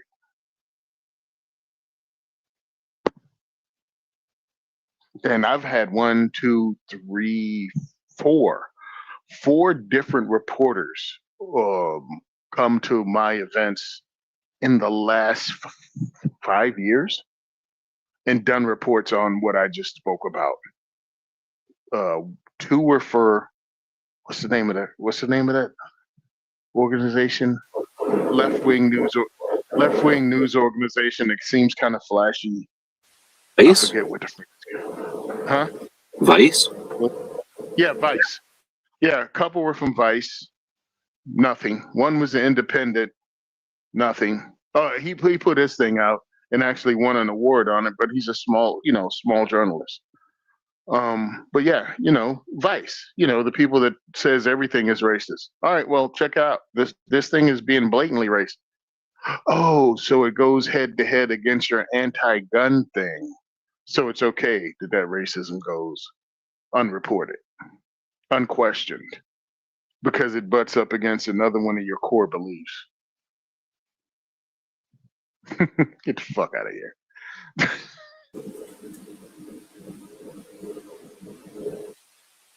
So I've been setting up a poll. Let me see in the back. Okay. I've been setting up a poll over here, so I've been distracted. But I guess I can't get the poll to show up on the screen. But Smeggy was joking. He says, he's worried that I am not openly against the robots anymore. What's changed? And I like 9mm. No, I don't like 9mm. I still use it as an example of the bickering, the needless bickering that we do amongst each other instead of paying attention to real things. And plus, I also just think it's a dumb round. But the robots thing, yeah, I'm now that I've been using the robots a lot more and see the benefits of them, I'm not against them at all. I mean, we need to know what they are. We should have them. They are. Well, that's another question we could ask. Like, are robots arms? Like, you know, do we consider robots in the like we say arms? Like that includes swords, and that includes my knife, and that includes my pepper spray or my Burna thing that you could get a link from and take a look at if you want. But you know, that includes my stuff. Does it include my robots? Does it include my drone? Because I really think my drone is an extension of my arms. Like, I definitely like that I can send my drone up and get a recon of an area. If I'm camping, I love it. I can immediately send a drone up and see what's around my area easily and completely. If there was some sort of situation and I was concerned about who might be following me or something, the drones can quickly and efficiently to help determine that. So I include that as part of my home defense at this point. But that being said, I am not against robots. I think we should own them and harness them and master them like we would any other tool or technology. But something that I've seen a lot lately is this like anti data center thing. Mm-hmm. And it's almost universal. Like you're not allowed to like data centers anymore. And I always, my ears perk up whenever, like the general consensus is you're not allowed to like something anymore. But one of the things that I didn't say yet about the robots, one of the reasons I changed my minds about robots is I can't remember who anymore, but it was one of my uh, interviews that I listened to, military interviews or something. So some military guy was interviewing somebody else, probably some military guy, and they said something to the effect of, I don't like AI. I don't trust AI. It's like, okay, great. So let's quit using AI. And then only China has AI? Is that the world you want? Where only our adversaries, our potential adversaries, our current adversaries, our political, or I don't know if they're military adversaries, but they're certainly political adversaries. Only they get to use the technology, master it, and understand it, and have it in their side. Like that seems stupid as hell. Like strategically and tactically, and just scientifically, it seems stupid to be like, I don't think something is appropriate, so I'm not going to use it. I guess I kind of understood it with like mustard gas or like poison gases, where everybody said, let's not experiment on this. But then in reality, what do? Keep experimenting because the enemies are, there's other people doing it. So I think that that's one of those things where the anti-data center, I think, is anti-United States. I know that's going to be a hot take or whatever because of water and whatever and land or something and other things that everybody hates about them. But we can't have AI. We're not at the point where we have Death Stars yet. Like we need Death Stars for sure. Like we need to put our data centers in space so that they can use solar and not need to be cooled and just, be self-sufficient up there, guarded with some sort of X-wings or something cool. But or maybe TIE fighters because they're cool. But we need our stuff in space. But until we have it in space, yeah, we definitely need it on the ground. Like, what do we want to just have our data centers in Sweden, or like, where are they going to put them in, like Africa or places? Like, is it better to have all our data in some place in Africa that's being exploited because they got a waterfall and a bunch of jungle that somebody was able to take or whatever they do, right? Like, do we want them in? They're not going to put them. Well, they might put them in Saudi Arabia and shit because they'll put them in the desert where it's cheap as shit to make solar panels, and then they'll cool them with a bunch of salt water, right? Like, why would we want to let other countries that have massive areas that they'll either take, exploit, or just pay for because they got up on a bunch of money, right? Because we're fighting with countries that have a ton of money, and we're fighting with countries that don't care what they do to each other. So I don't understand why we wouldn't want data centers here. But anyway, what do you think? Am I completely off here, just being anti, or somewhere else? Dude, I've found out over the years that being a contrarian is where I want to be. Because I'm rarely wrong when I go against the stream, and it's just that simple. When everyone else is saying go left, I'm going right. And I'm sorry, but since 2020, it's proved over and over and over again to be a good strategy. So if they, whoever the hell they are, all hate it, I'm looking at it going, wonder what's good about this, because they keep telling me what's bad about it. The pros outweighs the cons. And, it's using up all these resources and this. Shut up. I'm tired of hearing about data centers when you allowed a significant portion of this country to be bought up by China. Like mainland China has exactly. Farmlands, huge swaths of land outside U.S. military installations. Where was the upcry over that when that was happening? So don't tell me about your bullshit data centers, you easily manipulated motherfuckers. All right, because you only care about what somebody programmed in your ear to care about, or at least that's what I'm finding. Like, you just keep hearing it. And whenever I hear a lot of influencers say something, I swing the opposite hard. Because we all know many of them are just bought and paid for. It's a propaganda machine. It's what is it? Ultra? what was the program back in the day? Uh, Oh, Operation. the mind control stuff. Well, not even that. It was the ability CIA used to manipulate the media. And it's the same thing's happening with social media because they can do it. You can just pay these idiots per views, and they'll freaking repeat whatever the hell you tell them. I Oh, mean, look at the many conservative influencers that took pictures outside the White House with the Epstein file folder. If that didn't tell you how easily these idiots were manipulated, and then fast forward 2 months later when Pam Bondi said there was no Epstein folder, and President Trump was saying, "Hey, why are you even bringing that up?" I'm like, it was important enough in January, February for you to bring like influencers in and have them march out with notebooks that said Epstein files. And now the whole thing is what, memory hold, and nobody remembers it. So no, I don't pay attention to those social media influencers who telling me data centers are bad. Matter of fact, I need to figure out how data centers are good and who's paying them to say data centers are bad.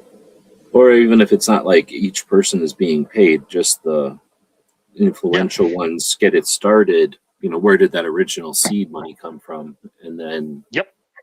so anything, I think Outcast has the general frustration with them, and just like any technology, that why do we need so many, or why should their utilities go up or get contaminated for them?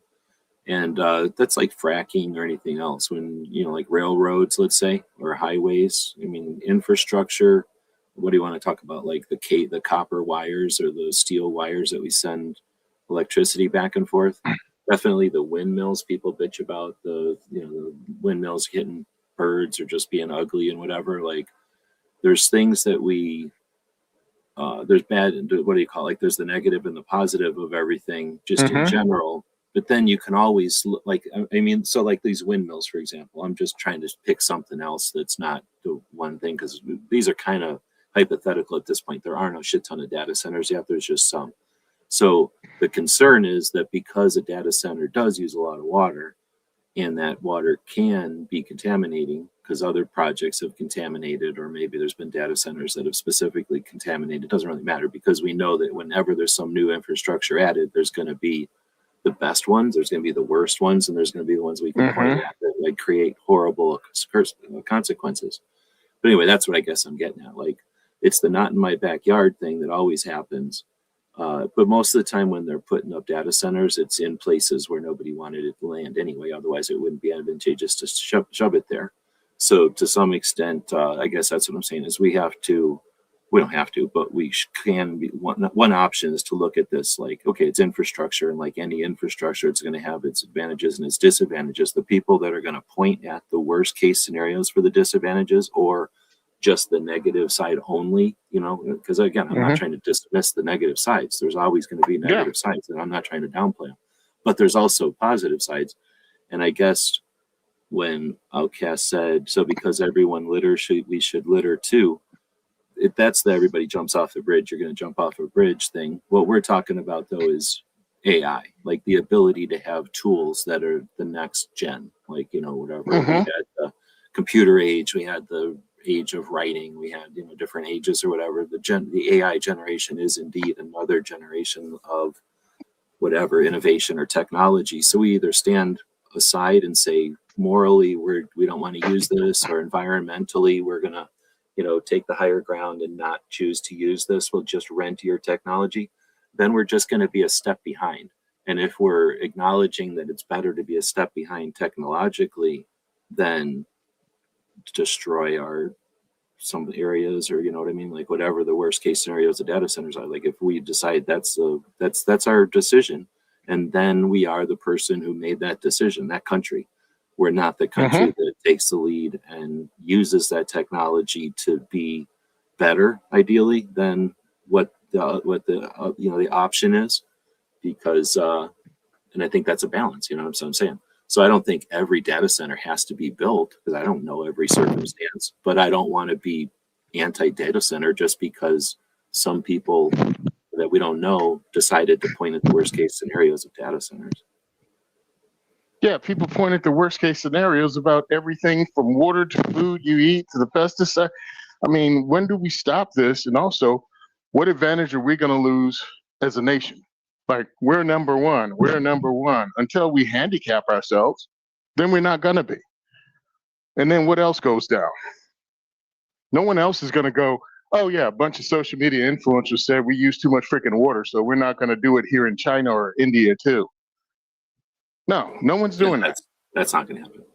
I think It's not everyone, going to happen. depending on different levels, is like, how do we build this stuff in space so that it's not an issue down here? And now it's just a matter of like, how come you're spending so much money in space? And then we can say, because we're going to be smarter than the other country and everybody's happy.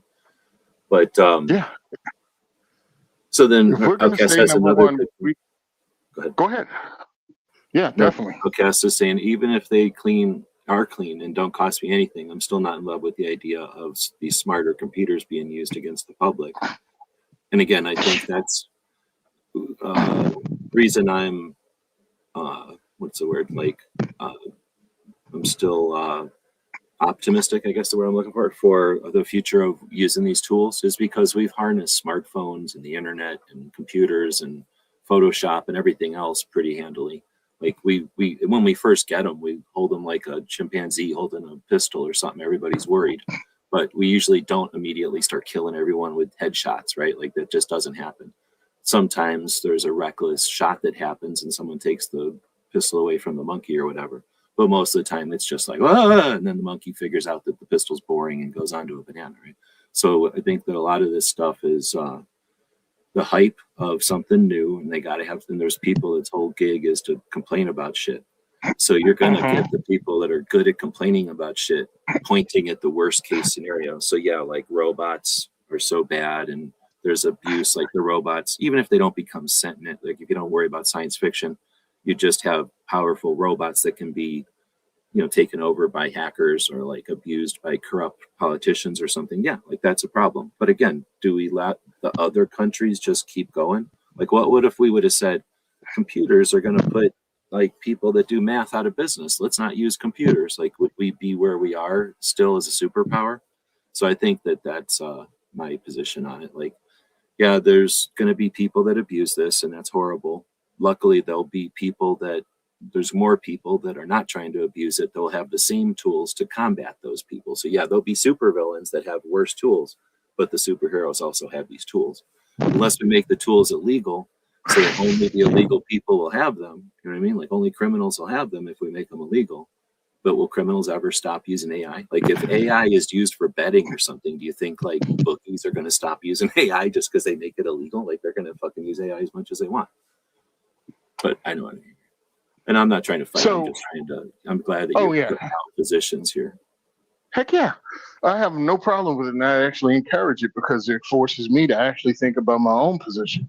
Now, every technology has a negative, and your government can't be trusted. We all know that. On top of that, it takes a while for the government itself, full of really freaking old people, to figure out how to legislate this new technology. I mean, look at some of the stupid crap they said to friggin' whatever the douchebag from Facebook's name is when he was there. Like they didn't know how the internet worked, and he's got to sit there and answer their questions. It's like, oh my God, these are the people making the laws. So they're gonna be behind. We have people in the government that are pieces of crap that will exploit every technology to use against the American people. They need to pay for that. That never happens, and that's one of the problems, that they're allowed to take all this information and do stuff with it. That's the thing we should be concentrating on, in my opinion, and not worrying about, again, stopping technology, slowing it down, or handicapping ourselves when the rest of the world gives 0 Fs. And they don't care about individual freedoms or exploitation or using of resources. So we can work this out without cutting our nose off despite our face. I mean, there were people complaining about internal combustion engines in cars. What if we were to listen to them and stop that? We'd have less pollution potentially, right? But we'd be walking everywhere and we'd have no technological innovation either, right? Yeah. So there's two sides to all of this. And yes, we have to be careful. We can't trust the government. We can't trust them to do the right thing unchecked. but we also have to hand out some punishment for when they don't do the right thing. And that's one of the weak spots I find, that nobody gets their soul crushed. Or, they get some fine that they can easily pay because they're a multi-billion-dollar business and you hit them up with $1 million fine. I'm like, man, hit them suckers with a bus. Like, take half of their freaking money and then lock them up for an undetermined amount of time. All of a sudden, now they got skin in the game. Maybe they won't abuse something like that, and we don't handicap ourselves when it comes to the rest of the world. There's pros and cons to everything. We got to walk that line. But I'm with him. I don't trust him. Here, I'm going to try to Go ahead. illustrate because I'm out here in Arizona. So when I drive back and forth between here and Phoenix, let me see if I can zoom out. Will it turn into a regular kind of map? All this blue junk down here is Tucson. All that stuff up there is Phoenix. So when you drive back and forth, there's a highway. And that highway goes through, used to just be towns. All these little blobs of dark are cotton fields probably, because they grow a lot of cotton out here. So that's all the irrigated land between Phoenix and Tucson, right? And this is a little town, but all this is farms. So it's, even though you'd think of Arizona as being desert, these are mountains, and this is an Indian reservation in here. And then, so where you see nothing, it's probably reservation or mountain. And then every place there's something, it's farm. But you can see the sprawl of Phoenix is replacing the farms with just suburbs and sprawl. So this is the road in between. And if we zoom down into this little chunk here, this little chunk here, this like weird shape that kind of looks like, is that New Hampshire or something? So here's some farms. It's about the size of what, like 1, 2, 3, 4, 5, 6 farms or something. This is the new IBM like facility, and you can see it from the highway. It looks like a massive factory because it's all just farms, right? Farms are flat. And then there's this huge facility, and then all these houses and shit, I guess, are people that are going to be working at it. But this is one of those chip places where they're like making chips or whatever. So when you think of like, they'll say, oh, it's a 1 billion square foot facility with like 1 billion, blah, blah, blah, like 1 billion square foot, like, it's like all this square foot of like influence or like blah, blah, blah, and how much water. All right, well, look, there's it. And look how many farms are around here. So you're going to tell me like all these farms are going to lose water because of that little splotch? Or are they somehow using statistics to, prove their point? But I think this is my like attempt to say, like, when you look at the scale, this is just between Tucson and Phoenix. This is nowhere near all of Arizona. This is just a chunk of southern Arizona. And look how many farms there are. And then this one little facility that is getting all the attention because it's making chips. And that's like us getting an infrastructure for chips that we just relied on Taiwan or Hong Kong or whatever for. It's Taiwan. So like what Biden or Obama or somebody said, hey, we should have an infrastructure for this. So let's put some money aside. And this is only one of the many things. Sure, there's going to be a bunch of these. But I still say, when you think about it on the scale of like what's going on in southern Arizona, let's say that was a data center instead of a chip thing. Is that data center seriously going to make all of Arizona at risk because now we have a little bit of our own infrastructure for data? That's my thing. And I'm not coming from the east where it's a different map, but I'm out here in the west, and that's what it's like out here. The scale of, let's say, public land versus private land. So it's hard for me to go, oh yeah, like we're going to run out of water because of data centers. Like, yeah, not in this country. Like, we may get a little annoyed because we can't water our lawns and shit. Maybe we have to kill an almond farm or something. I think I'd rather go without almonds than keep up with AI. Yeah, I think everybody should be checked. You shouldn't be able to run off on your own and do crazy stuff. But also, again, pros and cons. And what do we lose? Because technology keeps you in the #1 country in the world, both as consumer and military wise. And the other tech. Like if we've got, we can shoot 12 missiles and they can come up with AI that can defeat 12 missiles. What are we going to make, 24 missiles, or are we going to make different kind of missiles, right? Like you can't just keep doing what you used to do. That's how, we adapted in World War II. Ozzy's got an interesting one. Force data centers to be nonprofit. See how much they still want them. I'm not sure what that. Where he's going with that one. Like who the they is, I guess. See how much they still want. Well, listen, if somebody is trying to start a nonprofit, I want to make money too, bro. Nonprofit don't mean I don't make money. Yeah, and the thing is, well, I don't know. I'm assuming if you got like data centers, so now you're making something and you know you're a target of whole bunches of people that hate you. You know that, if you got 10 data centers, what's the odds of one of them getting sued or something happening? And now you need to have that cash to be able to keep all the 9 of them still going. So I sure there's some of that, whatever they call that, like hedging for bad times or whatever, is part of the money they need. I have no idea how this stuff gets structured. Was it saying taxes not out of them? No regular people pay property taxes?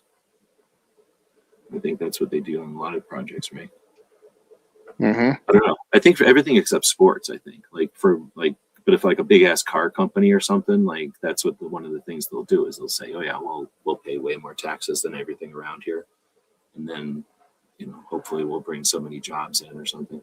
That's the problem with these data centers too, is they don't bring in, it's not like a factory where even a factory doesn't bring in the kind of jobs they used to bring in. But data centers, like, the jobs to build the thing, probably the jobs to set it up. And then there's like 2 technicians that make sure nothing gets unplugged, right? And then like every once in a while, they probably bring in a team of 12 people to do something. But it's not like thousands of jobs get created by a data center. So that's got to be another reason people hate them and stuff. Again, there's lots of reasons to hate something that comes up and uses that much land and uses resources. And then what's data center? It just seems, it's easy to villainize it. I personally don't like the freaking, what do you call those things? Solar farms. I think those are freaking horrible. What do you like? What do you like least? Solar farms or the windmills?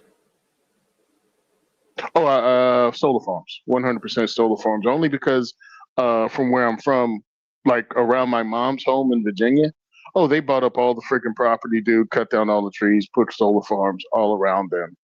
And then go, we'll turn it back over to the township in 20 years. Well, what the hell are they going to do with it? You're not going to get rid of the stuff on it. So if anybody picks it up, they still have to get rid of all the stuff you left on it. All the solar panels, all those have to actually be destroyed. And then you have to allow, I guess, nature to reclaim it or whatever. And, 20 years time is a long time. So the deer are gone. The whole ecosystem is different. Yeah. For sure. Yeah, I don't like them. And it's all because a whole bunch of people, again, same propaganda you're falling for now, fell for the, all nuclear power plants are evil. If we had nuclear power, we wouldn't need any of that crap. But people still believe because 3 Mile Island happened that, we're all in danger of, these giant ass Fukushima-like situations. And I'm like, Fukushima was somebody turned on all of the disasters at once in Japan. Like you had an earthquake, a tsunami, and a fire. Well, and then also things didn't work right from what I understand. It wasn't like, like there was a fail safes and stuff. So like also things broke. But I was going to say with any of those, there's however many, I don't know how many nuclear, whatever, because there's also a Chernobyl. So there's been like massive nuclear things that people can be scared of if they want, but we're told to pay attention to those instances when or while we're ignoring how many subs exist, like period. Name the problem with one of those. And that's what we're really talking about is building these nukes that are size of a train car or less, like the size of a car. And then you set that down and power a region, like a few neighborhoods or like a half a quarter of a state, depending on what you're talking about, right? And that's a different situation than a big cooling towers and all the whatever the shit that goes on that Gizzard is responsible for. Gizzard's responsible for all the problems, we know that, but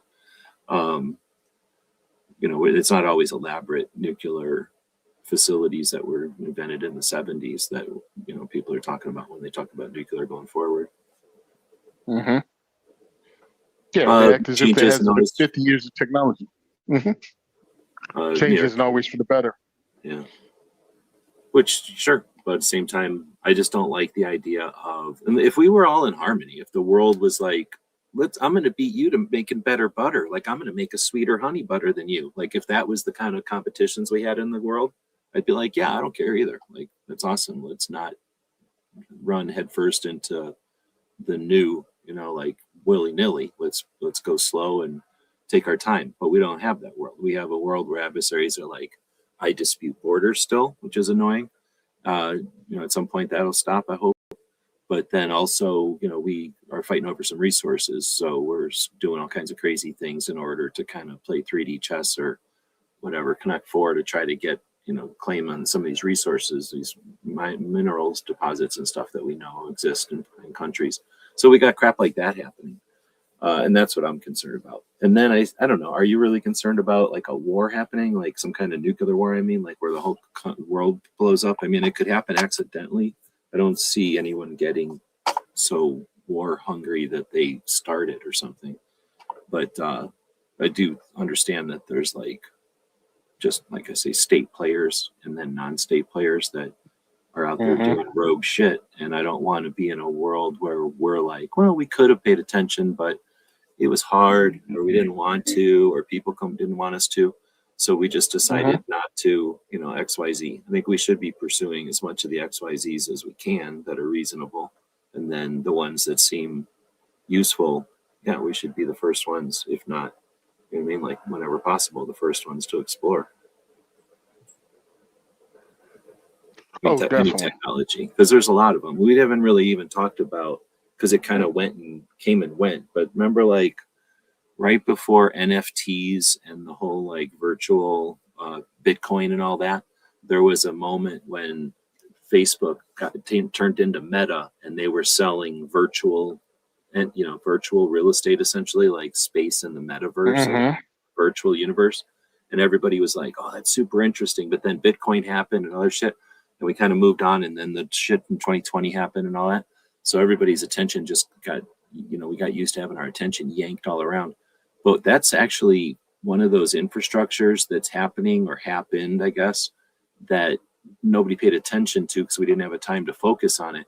But imagine 10, 20 years in the future where there's this whole like social currency. And if you're not, upvoted by people in public or something, like you have less chance, you have to pay more taxes, or, like it gets really crazy in some kind of world. Or maybe just think of like, there's going to be phones in your steering wheel, or cameras in your steering wheel, and microphones that listening to everything you do, and cameras on every crosswalk. So you really can't do any kind of crime because you can be immediately discovered where you came from and where you went. So there's like, just this weird world of like no one, trying to do anything impolitely or improperly because we're constantly being watched. And some people say that world is a couple years away, or it's never going to happen. But whatever, in that world, you want to be able to go offline into some virtual place and have these conversations that we're having. So, or just, maybe the world turns into some kind of multi-level thing like Star Wars, where there's just literally so many people on the planet that were stacked on top of each other, and you just don't own a lot of physical space anymore. You have an apartment somewhere, and you can have this virtual place where you can go have your hobby, or have your library, or have your collections of things that are virtual. And again, that's something that we don't see as necessary right now, but in 6 or 8 different timelines, 6 or less years into the future, those become like critical infrastructures that we start to depend on. The same way we depend on our smartphones and the whole infrastructure of apps and shit. Nobody even thought of that 6 years ago. No one knew, or maybe 10 years ago, whatever the number. You know what I mean? Like no one knew what a fucking app was in the 90s. That was a hors d'oeuvre right before dinner. And now people like worry about if their phone is going to be able to accept their same apps and shit. You know what I mean? We just live in different worlds. So understanding that the future is going to be some different kind of world too. So I just don't want to be in a place where we intentionally limit ourselves because we're either uncomfortable with some growth, characteristic, if it's whatever, the intrusion on the physical, or if it's even just an intrusion on our time or something. I don't know. Like, would we be better off if the whole country was like North Korea and we didn't use social media and the whole rest of the world did? Like, I don't know. We were like technologically Amish. I think we just have to pay attention and keep stuff in check. I think we can't allow it to go unchecked, unwatched, unmonitored. And when people abuse it, they should not go unpunished. And I'm talking severely punished. The small fines and fees that they go, oh, that's acceptable. No, I want it to be devastating. Or I when it's want like when a you cross. $16 million fine, but that's like 1% of their operating budget. Yeah. It's like, so what? They cut a check. Nope. I want them to treat it like they treat ITAR violations. You know what I mean? They put your company out of business and they lock the CEOs up. Now all of a sudden they got skin in the game. That's how I look at that one. So I agree with these guys that this stuff can't be trusted, but I think we need it. We needed to stay ahead in the world, and I think we need to punish those people severely to violate it. But also the old people that run this country, or excuse me, our representatives that think they run this country, they have to be up on the technology enough to legislate it and says what's illegal and not, because that what determines whether they're breaking the laws or not. The sad part is the people that do that kind of thing, they hire the best ones available. So the people that work for the government aren't the best.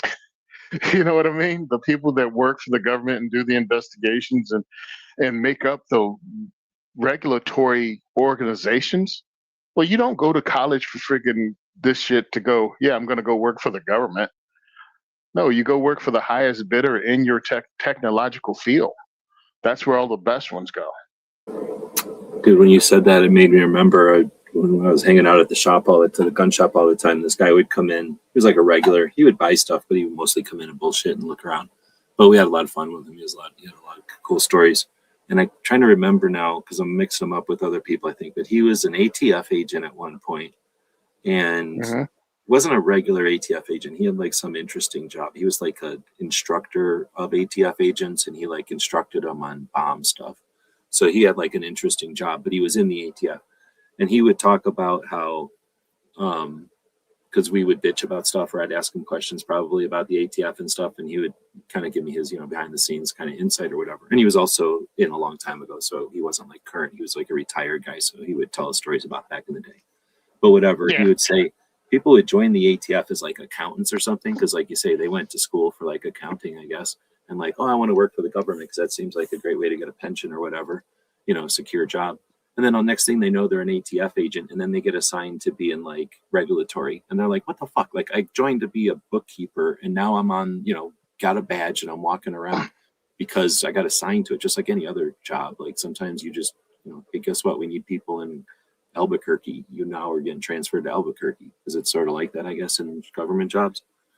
Yeah, at least doing what this guy was saying. So he's like, half the time you get people that they're not like anti-gun. They just hate their job. Like they don't even want to be there. It's just that that's their job, and they're not going to quit because they know that in 2 years or 6 years or something, they'll be somewhere else and they might love it.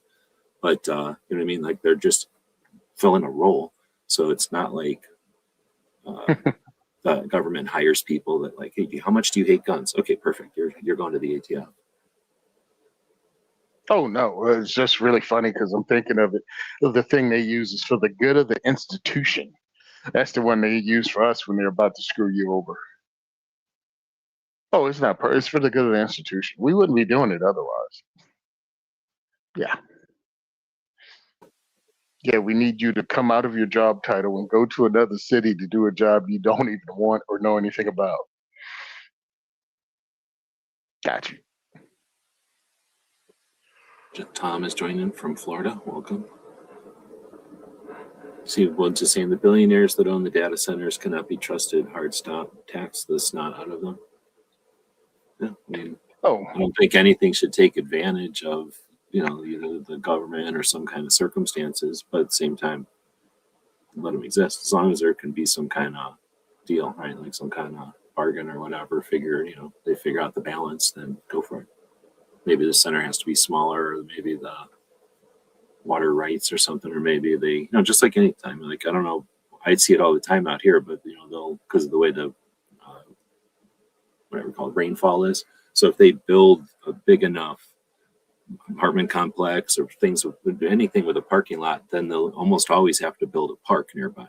so that, like, to offset the amount of water that's not going to soak in the parking lot, they got to build some area that's kind of designed to soak the water in. So they call it a park. They make it a park, and it is a park. So everybody wins, because then people that are like, we don't want a new parking lot in our area. Well, at least we got a new park. So if there's something that can be done to offset it, great. I just don't like the sort of the outcry of like, we shouldn't even have them. They're only negative, and I just been seeing a lot of it. I don't know. It's how it is. I probably hovered too long on something where they were cheering, because I've seen a lot of these like, we finally got rid of the new data center, can't come, and like so and so has to take their data center somewhere else. Yay, we won. And I'm like, all right, well, we're just sharing like, yay, China only has data centers is what I'm hearing, and that just bothers me. I don't want to beat the dead horse, but that's my sort of point of bringing it up.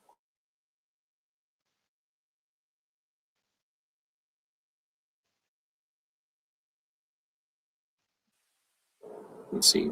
Tom is saying it's crazy. We are barreling towards either some history changing or a really cool search engine with AI. These data centers, I think it's so being way overhyped for now, but we need something first. Is that what he's saying? I think we're seeing it. I think what we're seeing with AI is pretty interesting, pretty indicative of what we're going to see in the future, but I don't know. As cameras and stuff get integrated with it, and it becomes, it'll be creepy when we start to have doors welcome us as we want to enter a building. But you know what I mean? Like, what's the world like when the door can identify everybody who walks through it, for a couple of bucks, upgrade to the door? Does it cost to put a little robot eye with a Wi-Fi thing? Somebody will come up with that for like $7. You'll install it for $20, and now talk about what's building security like when, you know what I mean? Like there's literally a camera on every door. I mean, it'll be possible for someone to pop a hole in the wall still, but it'll require someone to be able to pop a hole in the wall or break a window or something in order to, get into a building. Will that make us all safer? I don't know. I mean, I'm sure somebody will like it because they'll be able to count how many wallets are in that building, right? How many phones walk through or something like that. Yeah, that's the problem with me with a lot of this stuff. Again, it's when it's abused, and then what's the punishment for when they get caught abusing it? And again, if it's not devastating, then what's to say it's not worth it? Okay, fine. Here's 10% of what I made on it. That's one of those things where it's I was listening to the guy, Jason Jones, I think his name is. He was in an interview with somebody, and he was talking about he was saying on policing that like I forget what it was, but like the whatever the system is that brings all the state level crime data to the FBI for national level, like assimilation or whatever it's called, like or diagnosis or whatever it would be called, like going through all the data. Like they do that like the census every so often. And the data points, like the crimes that they use, were like from the 1930s. And then in the 1980s, they were like, there's different crimes now. We need to update this. So they updated in the 1980s. And this was like in 2000 something, 2020 something, that the guy's saying, we still have crimes in there that are from the 1980s. So like there's no such thing as half the crimes we have today, because half of them are internet crimes. Like there was no internet when they created this list of crimes. So that's one of those things, like when something happens to move technology forward and there's like some new way to scam people, like there has to, there's not necessarily a law against that right away. So they have to figure out a way to prosecute that, or even, what's the word, like investigate that. Regulate, investigate, how to, and even if they do investigate it and then figure out, okay, this guy's scamming people, like maybe there's not a law against that yet, or they haven't figured out a way to make it. So I guess that can be pretty frustrating as law enforcement when they've got other things to worry about as well. But that's just the nature of escalation of technology, I suppose.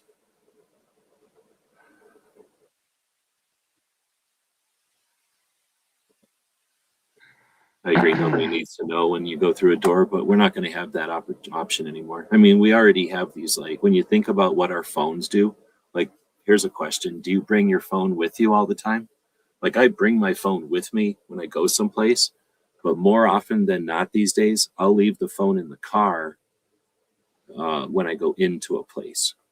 And then it's still kind of a if. Like if I'm going into somewhere where I might need the phone as like, I need my phone to be a camera or something, then I might bring my phone, but am I going to turn it to airplane mode, or do you have a second phone that's just a camera? Like some people have more phones than they have whatever you call like phone numbers. So you have some phones that can do stuff, but they're not connected to anything.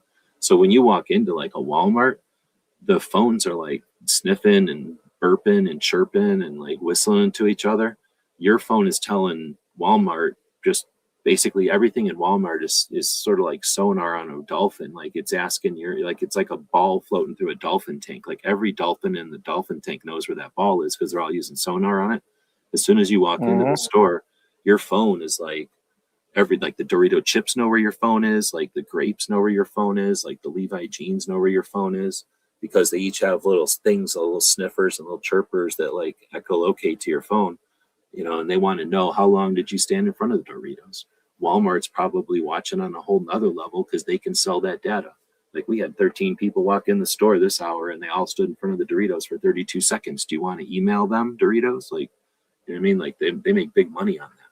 Or worse. I mean, that's the best case scenario, right? Like you're getting an email for a coupon of Doritos or whatever. But yeah, they're using that. Like, I mean, I don't even know.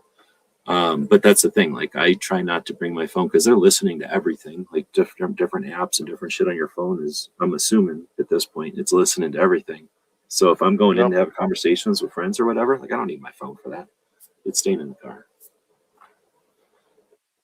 Yeah, we actually had that happen. I was in a medical thing, and someone had their phone on the wall. Excuse me, not on the wall, on the desk, and the thing just started playing a commercial for the subject we were talking about. I'm like, what the frick? I'm like, yeah, so yeah, that's what's happening, and they're going to use our data and use everything. We have to check that. And we're going to have to figure it out, how we want it done, how we want it stopped, what's acceptable to us and what's not. I mean, is it crazy that you're walking past a billboard and the billboard changed from what it was before to something that's specifically in your interest? Yeah, we're not very far from that happening like commonly. I was seeing a thing like, you get like you've seen the refrigerator doors that are basically screens. So they'll show you what's in them, but then they can also just become an ad. And yeah, that'll happen. Like you'll walk up and one side will be like Gatorade, whatever flavor you buy. The other side will be like Mountain Dew, whatever flavor you buy. And they'll be like fighting each other. And then you'll open the door and grab one. And then the Mountain Dew will win, it'll be getting applause and shit. Like it'll turn into like a game and you're going to be like 2 points because I bought a Mountain Dew instead of the Gatorade or whatever the hell. Yeah. They'll game it and then people will jump into that kind of shit. I don't know what this thing is, but that's the kind of thing I think what I was talking about. I don't know if everybody's live. Remember, you got to hit the live button down there and make sure you're with us. But, like I've seen companies do it all the time. We're like, oh, the penalties for this are $2 billion or whatever. But since we make 20, like, what do we give a shit? Like, we just incorporate that into the cost of doing business. And then the government is like, fuck yeah, we get $2 billion every time they do another batch of this shit. And it's like, yeah, that's just a ping pong back and forth. I don't know how, you end that with whistleblowers and supporting the politicians that pay attention to that shit, right? Like that's the tough part. Yeah, that's why I say treat it like ITAR. Snatch them up, arrest them, throw them in jail, take their money, freeze their assets. Now all of a sudden it's making a difference. They take off to another country, snatch their ass up, and bring them back Maduro style. So Thomas saying I do the HVAC, the HVAC, that air conditioning and stuff for Publix. They designed the system to dump the French bread smell back into the store to get you to buy it. That trick has been, I can remember being a little kid, not one of my first jobs, but a job I had when I was a kid was working in restaurants and stuff. And no matter where. Like you could have just a restaurant somewhere, and that's been a trick forever. You just take a bunch of onions and put them on the grill, and you get that onion smell going, and you got customers. You just let that whiff go out into the whatever it is, the Mm-hmm. crowd, and yeah, you got customers. But that's I know that that's a thing. Like that's one thing when they're actually making the bread. I think it's another level of messed up though when they just create a smell and it's coming out of a can, like bacon smell or something, and get people to hit that trigger in your brain with just chemicals. I think that's more misleading or more manipulative. Mm-hmm. But yeah, that's Because just what do like you call going to a market or something, and then you start smelling the corn or whatever. Like, yeah, that's you're gonna get hungry. Well, they do it in new houses. Supposedly, when they do open houses, Oh, they right, put cookies. cookies. Yep, I've seen that. Like the what do you call it? The realtors will do that. But again, like they'll do it with candles or some shit instead of actually baking cookies. Yep.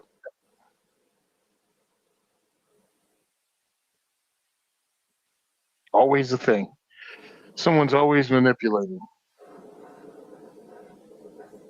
But actually, that'd be kind of cool. I mean, I think that's neat because if you're going to be throwing out bread smell anyway, you might as well throw it in. I mean, I guess somebody in the store is probably going to complain, but I think most people would rather be shopping with some kind of awesome bakery smell, right? Because again, like if they're making cookies or cinnamon rolls or bread or something, bacon or banana bread or something good, like what I mean, that'd be amazing to just be shopping in.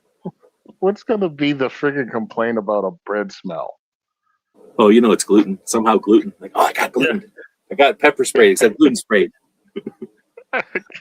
Got a gluten allergy and smelling it gives me PTSD, or I guess PTSG. There you go. Post-traumatic People gluten complain. disorder, PTGD. Oh yeah, I can't even smell it. Oh my goodness.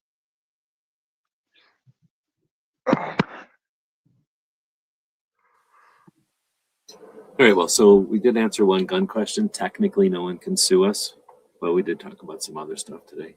But going back to train and learn, since somebody's asking any other questions, what was the class that you thought was the most unusual, or like you didn't see coming, or different from the regular other years, or something? Well, Was it? I definitely didn't see the survival class coming. Because actually Sylvester came the year before as a student, and he just had that skill set, and Kevin thought it was decent, and to use it, you know, for this event. And it was something different. He did a really good presentation that kept us all involved. And I mean, it's dudes and it's starting a fire. Talk about a layup. I mean, only thing better could have been like a baking cooking contest. But it was getting guys together, explaining how to do things outdoors, to be an asset and to be able to pull it off and to keep it real. He didn't go into some bullcrap apocalypse, Cain walks the earth kind of thing. It was like, look, in an emergency, being able to purify the water or at least get stuff out of it, and then be able to start a fire with something, get the water boiling so you can actually drink it and use it, makes sense. And then he just took it through practical ways to make it happen. So I really enjoyed that. We had the knives out, splitting the wood and stuff because people brought their pocket knives and we're using that. So I think it was all encompassing. So that was the thing I didn't see coming, and I thought it was. I mean, really, to me, it felt like a little bonus. And then the actual bonus was pretty good too because you had Carrie out there actually doing a class that is significantly more expensive if you took it anywhere else. Like significantly more expensive if you took it anywhere else, and he was able to have it there. And being part of Train and Learn got you a premier training class from a top tier trainer. So those were the things that were different this time than last. Right on. I think that like you're saying, like understanding. Like if no one's ever put any thought to it, because it's not like it's rocket science. It's kind of you could figure it out with a little bit of figuring it out, because we're all aware of shit in 2026. But if you've never had it broken down, like how to, like you're saying, probably using like a sock or some kind of a container, like create a layer of stuff that would filter out the particulates and most of the junk, so that you can get a clear water, and then boil that to get rid of all the microscopic junk, so that you can be confident that you're drinking or giving a friend. Because drinking is one thing, but if you've got somebody injured and you need to clean their wound or like give them water, you can confidently make that happen. I think that, like, even if you don't practice it a bunch of times, just understanding the thought, or whatever you call it, the theoretical, and then having put it into practice enough to understand that you're not incapable of doing it, I think gives people a different, I don't know, a level up, right? You know what I mean? Like they're just a confidence level up than whatever, if they were at a confidence 8, they're probably at a confidence 7 or whatever, higher, because of or whatever, the positive direction, because they, you just have that understanding that you're confident in that. And it's one of those things I don't even think it ever has to happen. I think it's like a lot of prepping stuff. You just feel like you can, you're not as desperate, or you're not as like up to the whim of the elements or whatever. Yeah, it really does, because I can do this. And also they made it realistic. You know what I'm saying? Like, yeah, this is how to do it with this. But, rubbing two sticks together is not necessary. If you have a lighter, make a kit. Have the ability to make fire easily. Everything doesn't have to be an uphill struggle. And there's no reward, for doing the thing the hard way. And he pointed that out. In this crap hits the fan situation where, the whole world is out to get you and you're walking the earth like Denzel Washington in Book of Eli. Yeah, having the ability to start that fire with minimal fuss, and you don't have to put a whole bunch of your attention on that while there are things and people out in the world that may try to kill you. It's a bonus. But have that ability, have that thing on you to be able to pull that off.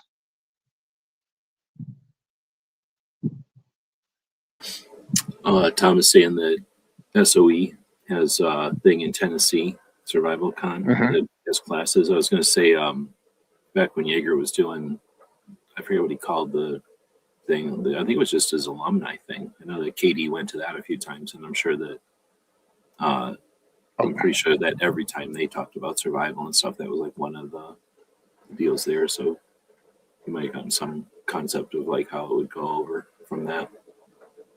That's true too. Yeah, KD is an alumni and also instructor. Yeah. Yeah, to work with James. Yeah, I'm pretty sure he instructed at some of those. So then Woods was asking a real question again. Will the Supreme Court overturn the assault weapons bans? Truthfully, it makes no difference if they overturn them if nothing is done when states like Virginia violate them. Like, I mean, sorry, but Bruin pretty much says the assault weapons ban is unconstitutional. But there's nothing to overturn.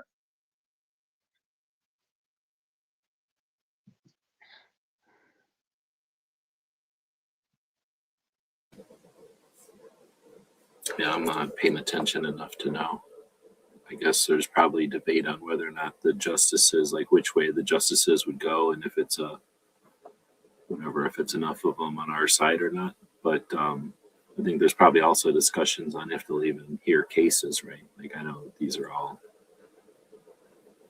not clear. Like I know that those are all the kind of questions that are asked and then attempted to be answered or whatever in videos, but they're usually 18-minute long videos that wander around telling you the implications or why they were so good at figuring out, why they justify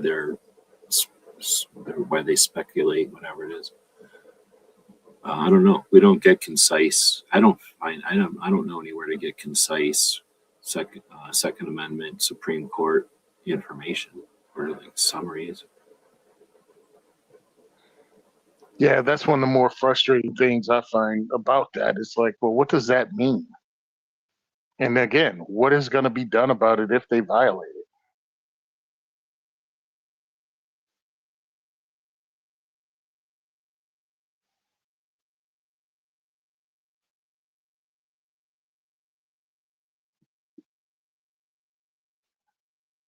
it? And that's annoying. What do you think about, since we're talking about gun stuff again, the 34, I don't even know if we talked about this, the 34 executive actions, or wait, no, 34, what am I saying? 34 comment periods that the ATF has created. Or did Yeah, we talk actually, about we it did before? talk about it. Yeah, we talked about it. And it's like a lot of things thrown at the wall at once. And it's like, well, what the frig? I have not gone Well, in and dissected them more, but I'm not feeling any better about the fact that I heard nothing from our community. Not that I've been listening, but I mhm. haven't. Nothing's been like shoved in my face about it. So I probably will try to get some time to go look, because I'm mostly want to just set myself at ease. We have 3 months, so it's not like this is urgent, so it's not going to be on anybody's radar anywhere near until we get to the end, I'm sure. But I'm curious to see if the antis are using this at all the way I was concerned about. Because if they're already using it, it would be bad news. They will. We got the election coming up. I mean, I just got my dummy ballots for the election coming up in Jersey. And it's like, yeah, we need to push this. We need to get Second Amendment people in. We need to let them know we need to get rid of all the freaking incumbents that didn't vote for our rights, that kind of stuff. And it was like, that's the friggin' problem. It's midterms. It's a primary for a midterm. Can't think of something more boring and less exciting because most people don't know how civics work. Yeah, It's like, unfortunately, I don't think there's anything shifting at the moment to create more interest in that. Even when I listen to NPR and stuff, it's not like it's even as much as they like don't like Trump. They're not. I don't know. Maybe they don't feel like they're gonna win anything, so they're just not bringing it up. But they're not even hardly reporting on the midterm stuff. yep. And that's what happens with these guys. The reporters, oh, they don't report on it. Yeah, that means it doesn't exist for most people. Most people still trust the media that, oh, if it's important, they'll tell me about it. No, no, they won't. Well, in some of these like timelines that I've created for the blog over the last couple of weeks, I think that's looking at the gun community and then looking at the other one I did before that. The one of the things they have in common is that once you get past 2020, you get to where there's either pushback, I'm going to call it, like, or push off, whatever you want to call, like the platforms getting rid of, in our case, gun owners, but you could interchange gun owner with like different political things depending on the platform. They tend to push aside the conversations that aren't going their way or they don't Hmm. like or whatever. So with that change, because when the platforms first established themselves, one of the reasons they were able to do so and get so large is because they had all, what do you say, like everybody from all sides were able to come together and have either a portion for themselves or a place to communicate with each other. Once you change them into more polarized, I just don't see any of them being so worthwhile that they don't offer features or any service or anything that people need so desperately. And then what'll happen is we'll probably get something like a more substantial WhatsApp or something. I don't know, not about WhatsApp, but from what I understand, it's more like just a private messaging type of a thing where you have like an end-to-end type of situation. I don't know if you can have I'm assuming if you can have end-to-end, like person-to-person conversation, that you can bring more people in. But I suspect a future platform or the next uh, evolution of social platforms will be you join a platform as an individual and then you talk to other individuals, and there's less and less of the here's the main feed, and here's what's we're supposed to talk about today, because people are going to get sick of that, and they're going to go more to like, I just want to come on here and talk to my friends. And we kind of like Discord, I guess, as opposed to like a Facebook, where Facebook is like, here's news of the day and you can talk to your friends here, where Discord is like, you can talk to your friends here, and unless you talk about news of the day, there's no news of the day. I guess Honda Civics are the kind of car that Woods believes every kid should be required to learn about in high school. Not all Hondas, just specifically the Civics. No, okay. Well, But, they need to learn if they own a. Well, they also need to learn if they own Accord. So maybe the Honda Accord too. But I thought that was required at some point. I thought we had to. What? I forget what it was called. Social studies or something. Like, we learned some amount of it. I don't know if it was required, but I remember learning it back in the day. For like one semester ever. You know what I mean? It's not like they counted it into us. It was like, here, you get one semester of it. Past that, you're done. Well, they had civics and then they had social studies. In my school, there was two different things, and then they got rid of civics because, again, showing you how the machine works isn't something they want to do.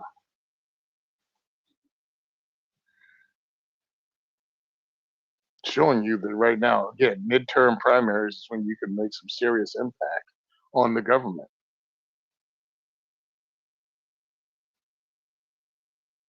Because very few people vote, and you can get your guy in if you concentrate at this point when no one else is talking about it. And I mean, on a local And the level, people that are running, well, even at the, like you say, because there's less interest, even at the higher levels or the federal level or whatever you want to say, like there's more influence because the people are, I was going to say, more susceptible to your support. Is that the right word? Like they're more interested in listening to what you got to say because your support is more valuable to them at this level. Mm-hmm. And it's not just always the amount of money, but the like just in general support, because they have so little of it. They get so little of it at this point. I don't know. The thing is, I wouldn't consider too many politicians, even your most like respectable politician still has to be a politician. That's the job, right? Is to be some sort of like, I don't know what the actual technical word is, but like somebody has to balance shit all the time. So even if they really, really, really like you and everything about you, and you've got 10 points that, I only got 10 points out of 100 that I care about, and they really care about you, but then they get into some negotiation and, 6 of your 10 points are on the scale, and they got so many other things weighing in on it that, your 8 things or whatever, 6 things are going to get taken away. Like, that's just their job. So, I mean? It's not like, unless it was a corrupt situation where if you give them enough weight, then everything you want happens. You know what I mean? Everybody would love that situation for themselves, but nobody wants to live in that situation, right? We don't live in that situation technically, even though everybody wants to act like it's like that. But that's the thing, is I think politicians, just by nature, their job is to listen to everybody. And when you actually do listen to everybody, you figure out that there's people sitting around the entire table and they all have a reason and right to be there, and they all have a position, and there's going to be some give and take, and that's what you're essentially paying them to do. And anybody that gets something taken in that process is going to start looking at that politician funny, right? Very few people understand that they're there to give and take. You know what I mean? And like I say, unless the politician is corrupt, you're going to get some of your shit taken sometimes. So anyway, that's a whole nother discussion. Actually, shit, I was listening to, did you just start talking about NPR somewhere? Somehow NPR came up in my head here, and I was just listening to a conversation. Was it last night? I think I might have gone out last night, and it was a show on a Friday night, and it wasn't late night, but it was like 10 o'clock or something. So way past the standard NPR broadcasting schedule and stuff. And I think normally it would be like jazz music on a weekday from the station that plays this stuff. They just default to jazz music or something at night. But instead of being jazz music, it was some conversation called The Middle or something like that. And it was just people from the middle calling in. And it was one of the most interesting conversations I've heard in a while, because it was literally just people who didn't say shit about Trump, which is refreshing as hell. And then Oh like yeah. one way or the other, like they didn't even bring them up. It's amazing.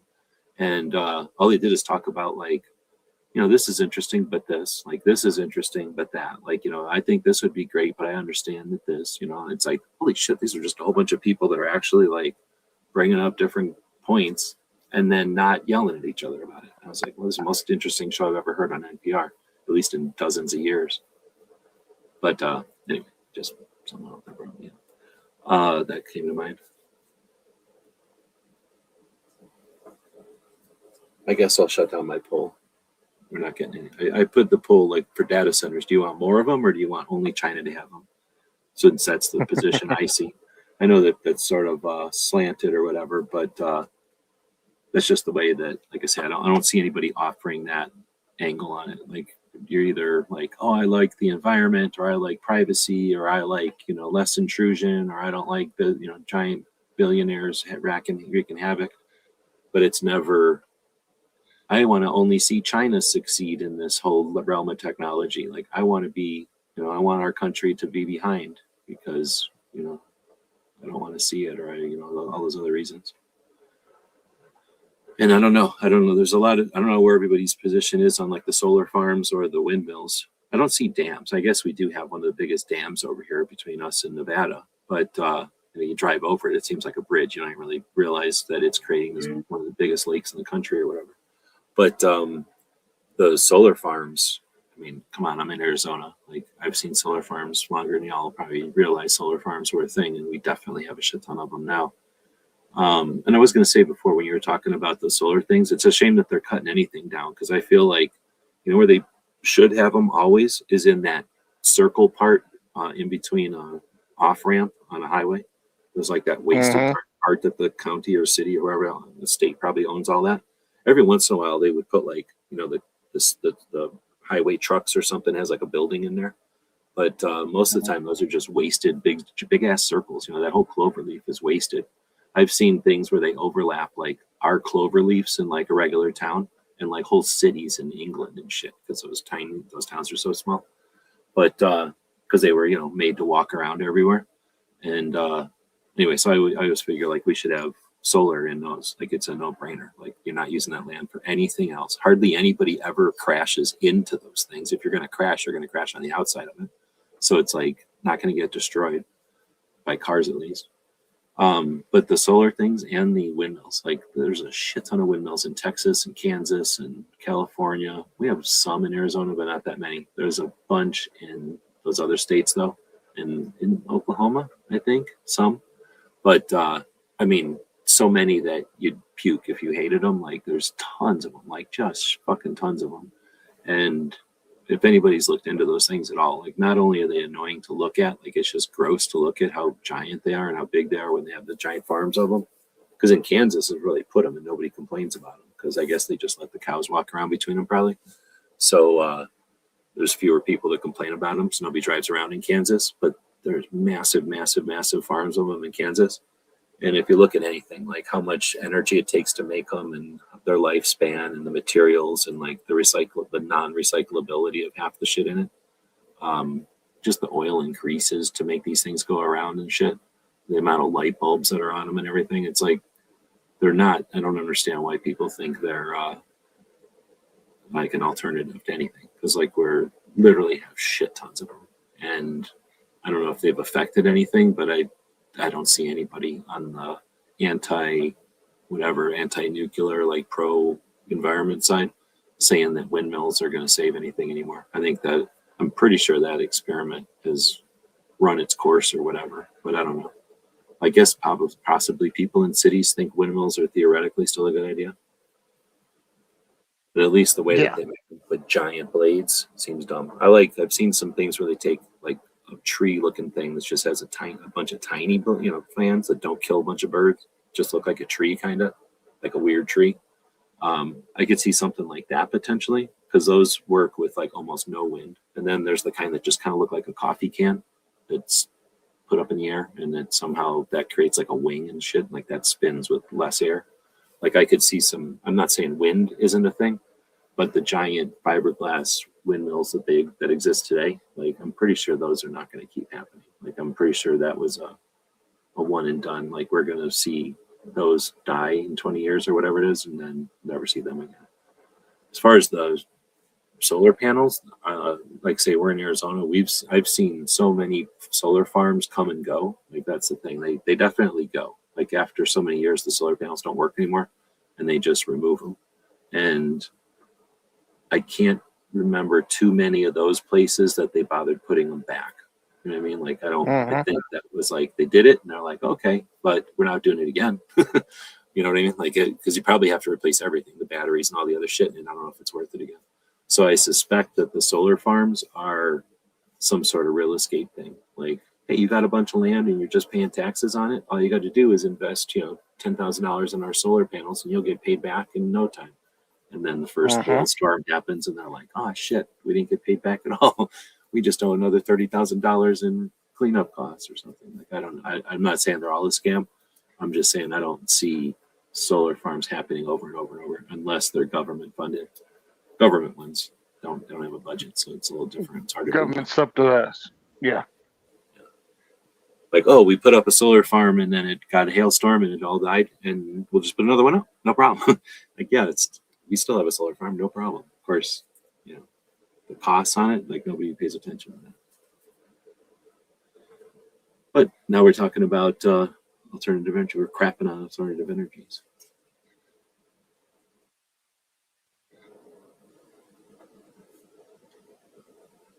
That killed the conversation. We have more viewers than ever, weirdly. But I don't know. Any other gun-related stuff going on?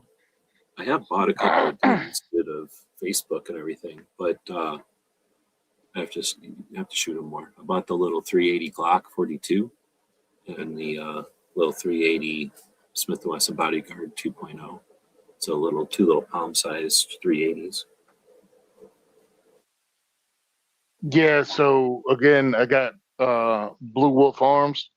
They're going to be out at the diversity shoot that's next week at Recoil Range, Monroe, New Jersey. You want to see what they have going on? Come by. Tickets are on sale on eventbrite.com for $20.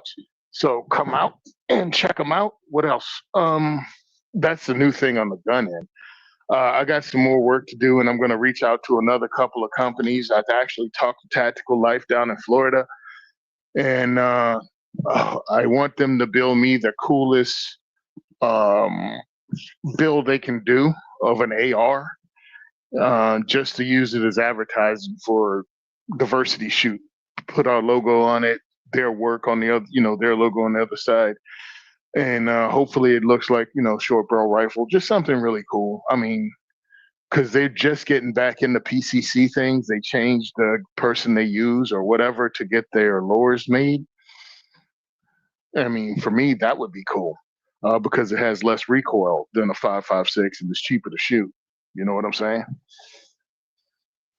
Oh, you're saying a AR style 9mm? Yeah. Okay. Yeah, because it's less expensive for me to shoot and us to shoot because it's all about volume and how many people we can get out there pulling triggers.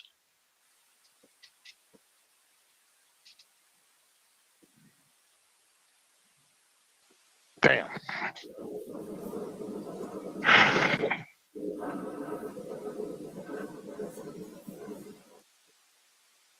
All right, well, we're at the 3-hour mark, and Outcast is cutting grass. I'm sorry to hear that. One of the reasons I moved to the desert is because I hated cutting grass. So some people like it, I know, but I feel for you. I don't like it. I never liked it.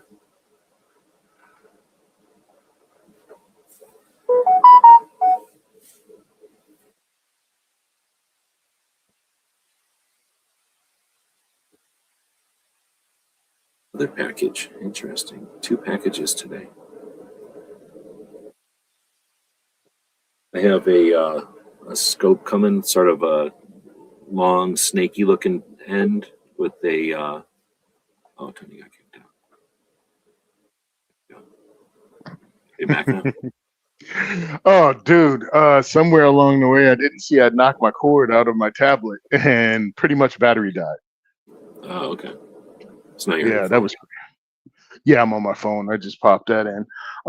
Yeah, so just wanted people to know what was going on. Yes, that was my gun news. We got that going on, and I have some paperwork to do to get the state to change my address to where I currently live on my firearms ID card because SDS sent us 2 firearms, and I got so that's going to be in my events too, and people will be able to check out SDS imports, TSOS firearms, and also the Tokarev shotgun, which is a Benelli clone. But they did not send you that one that we were talking about earlier. Nope, they didn't send me that because that hadn't come out yet. And truthfully, I mean, it's something, but when it comes to shotguns, at an indoor range, I'm limited to shooting either buckshot in it or slugs. And the Vanelli clone they gave me is set up with like magna porting on it and, to be smoother and kick less. So if I have to shoot buckshot, I'd rather shoot it in a semi-automatic that's set up to actually soften the blow Yeah. instead of in something. Yeah. So Or get those little that's half shots, I forget, those 1-inch shots or whatever. But if you could get those cheap, yeah, and that's the thing. You're not really getting mini no, shells cheap, and you're the not getting low cost, recoil buck cheap. Yeah. no, the recoil would be also expensive. Yeah. That's the hard part about introducing people to shotgun. It gets expensive. Excuse me, in an indoor range where it has rules that you can only shoot buck or slugs, it gets expensive. Now taking them outside and shooting clays and introducing the shotgun that way is a wonderful way to introduce someone to a shotgun, especially if you're not a freaking idiot. And you, Shooting indoors, I would be concerned. Shooting shotguns indoors is all the yawning and napping that would happen because they'd be so bored. so yeah, shooting outdoors though, dude, clays are inexpensive. The shells, number 7, 7.5, 8s are inexpensive. They don't kick a lot, even if you give them a 12 gauge, and it's crazy if you give them a 20 gauge, it's even better. Because every year I volunteered to actually do work up at Cherry Hill Range on Family Day. I volunteer for the shotgun part, and I take a 20 gauge up there, and they bring in families to shoot clays. Actually, they have a handgun area, they have a rifle area, and they have a shotgun area. Each year I volunteer for the shotgun area, and I bring my own pump action Stevens, and I think 3, 4 cases I've gone through up there.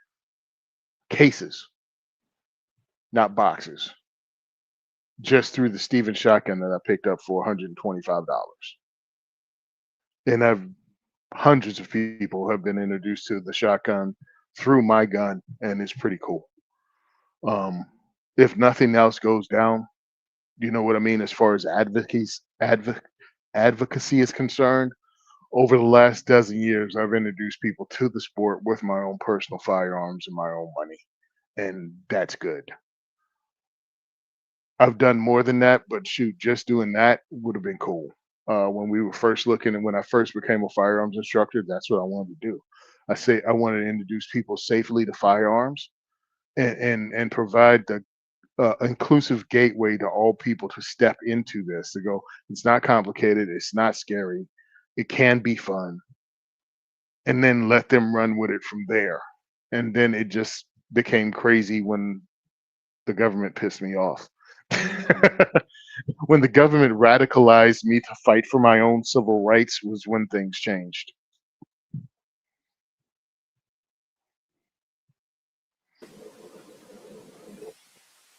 Was there, speaking of advocacy, any advocacy type of happen like angle at Train and Learn this year?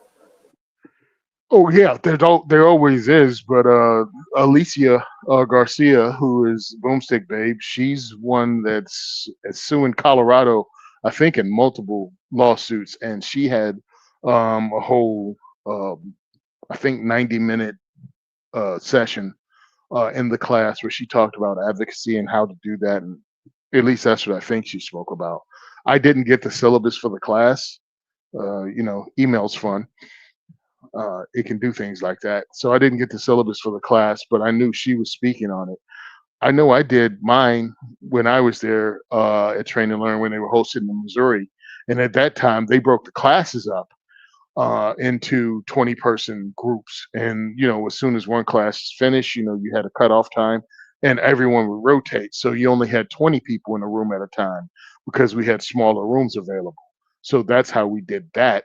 And I was able to actually talk about that for 90 minutes and tell people to get involved. And, you're talking to creators and you're talking to trainers and you're talking to people in the industry. And it's like, this is why it's important, no matter what part of this industry you're in, to push advocacy, to get on this side of it, to promote it. Even if you don't have to talk about it, direct people in your classes, direct people at the end of your videos, put it on your website that this is how you can join your state's advocacy organization. Like, you don't have to beat the drum for it, but give them a gateway to go from your class, from seeing you, to advocacy, especially when something comes up like an assault weapons ban like happened in Virginia. There is no reason every gun shop, every firearms instructor in Virginia shouldn't have been pushing that and having it on their website, having it on their freaking posters at the gun store. And more than likely they didn't. They just sit around and they accept it and they complain about it, but they don't fucking put foot to ass. And that's one of the most frustrating things I found in Second Amendment advocacy is all the people that claim to be patriots and claim to be that and think they're Paul Revere. But if it inconveniences them in any way or they have to put forth any effort to fight for their freedom, they check out.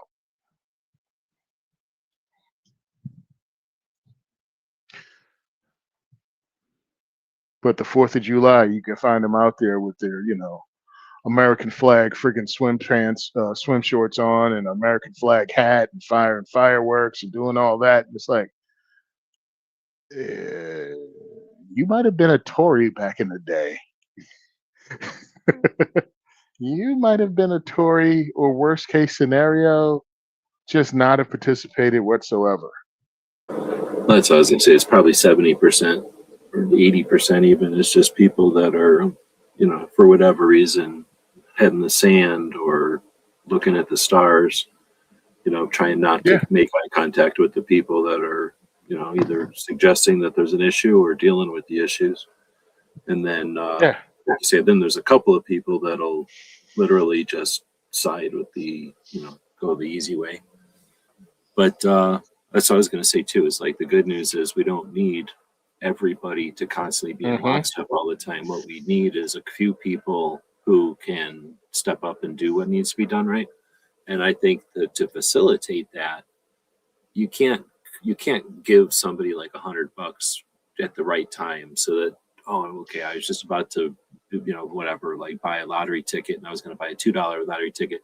Everybody pitched in and made a $100 lottery ticket, and I made so much money on the lottery that, I can now become a full-time advocate. Like, that's unrealistic and it's silly. Like we can't create that, but we can create an environment that understands that individual effort is necessary and appreciated, and that values and archives, I guess, like archives and then values the stuff that has happened, and then, appreciates, offers assistance, and then resources or whatever to the people who are willing to step up, but then also at the same time create like a vetting process so that it's not a ski lift, but it's more like some sort of a stair climb so that the person, by doing the effort, proves that they're worthy type of shit, and then hold them accountable while they're there. But then again, like offer appreciation and recognition once they've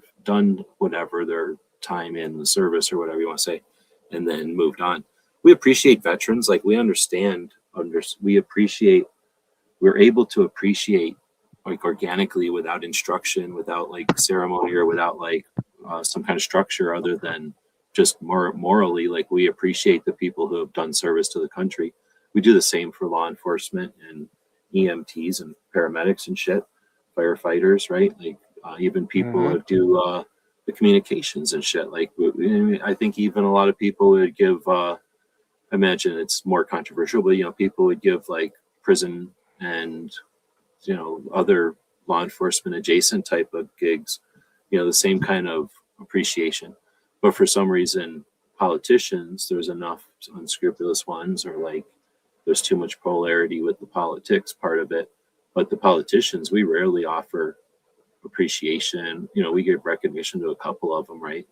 Some of them are famous or whatever the fuck, but very few of them get the ones doing the actual hard work daily type of shit get any kind of recognition. And whatever, I don't know if that's their own fault or not, but it's definitely something that I guess is one of the reasons why, you know what I mean? Like, there's very little reason to want to become a politician unless you truly either are corrupt or really want to serve. So, as someone who knows a couple of people, right, who've done it, I think you know them too. You know Rebecca Schmoy. I watch them. I mean, I can't. I mean, I don't. I've met her and I watch her, but it's not like we communicate or chat or anything. But yeah. Okay. Yeah. So Rebecca, and then you got Ada out of Colorado. Ava, excuse me, out of Colorado. These two women I know that are now representatives, right? And Rebecca came upon it. She showed up to speak to her representative in Kansas, like she usually does, on schedule every year at the beginning of legislation. She goes out there and actually has a conversation with them, calls them regularly. Well, she showed up and they were like, yeah, he's stepping down. And we have nobody to take his place on the Republican side. She was like, well, what the frig? Who's supposed to do it? And they were like, well, why don't you?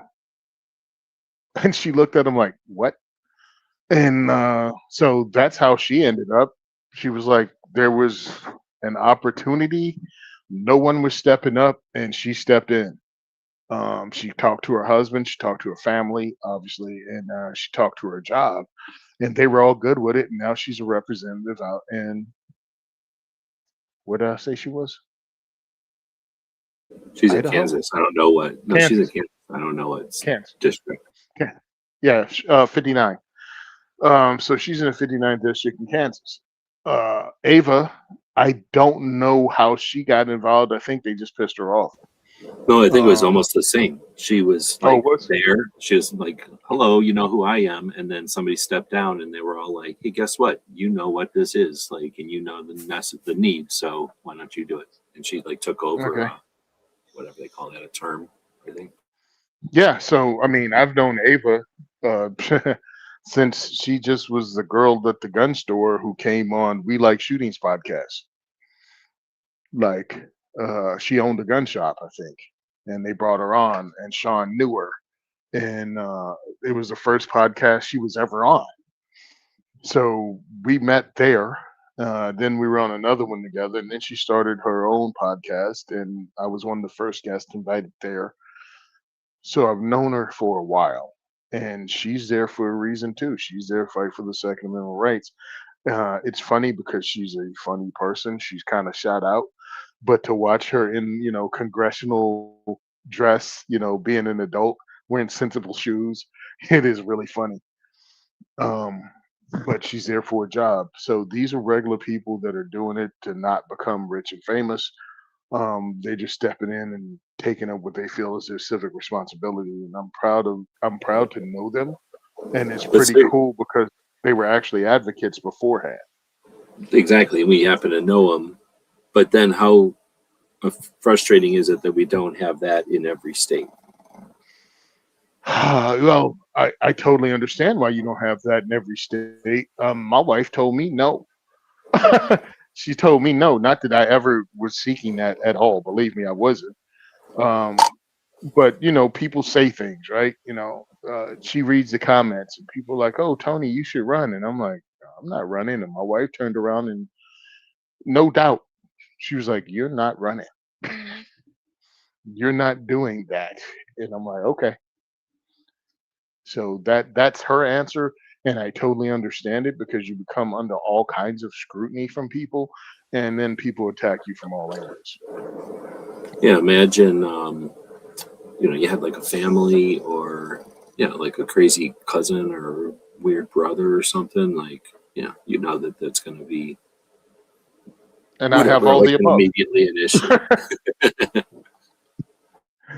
And I have all the above, and some of it is the same person. So yeah, I don't want that. I don't want a light shown on members of my family that actually have nothing to do with things. And now you know, because look what happened to Brandon Herrera. You know, they dove into every part of his background, everything he's ever said, and then it turned out that the guy he was running against was a real scumbag, and his personal and private things came out, that he was having an affair with a staff member and it blackmailed her and all kinds of things, and it just came out that he was a horrific human being. And I'm like, I'm not a horrific human being, but I got some relatives that I'd rather people not know I was related to, or, or at least they don't know all the dirt on these particular relatives.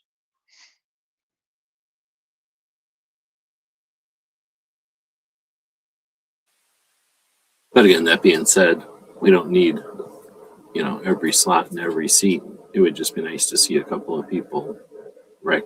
Jumping up and doing it. And the thing is, we're obviously not aware of all the people that are out there who are doing Yeah. that. But like you say, weren't some kind of advocate that was on the national scene ahead of time. So And that's one of the good better. things. So if you want to see people that are, you can definitely check out what's happening in Massachusetts. It sucks that I can't be there, but there's a lot going on.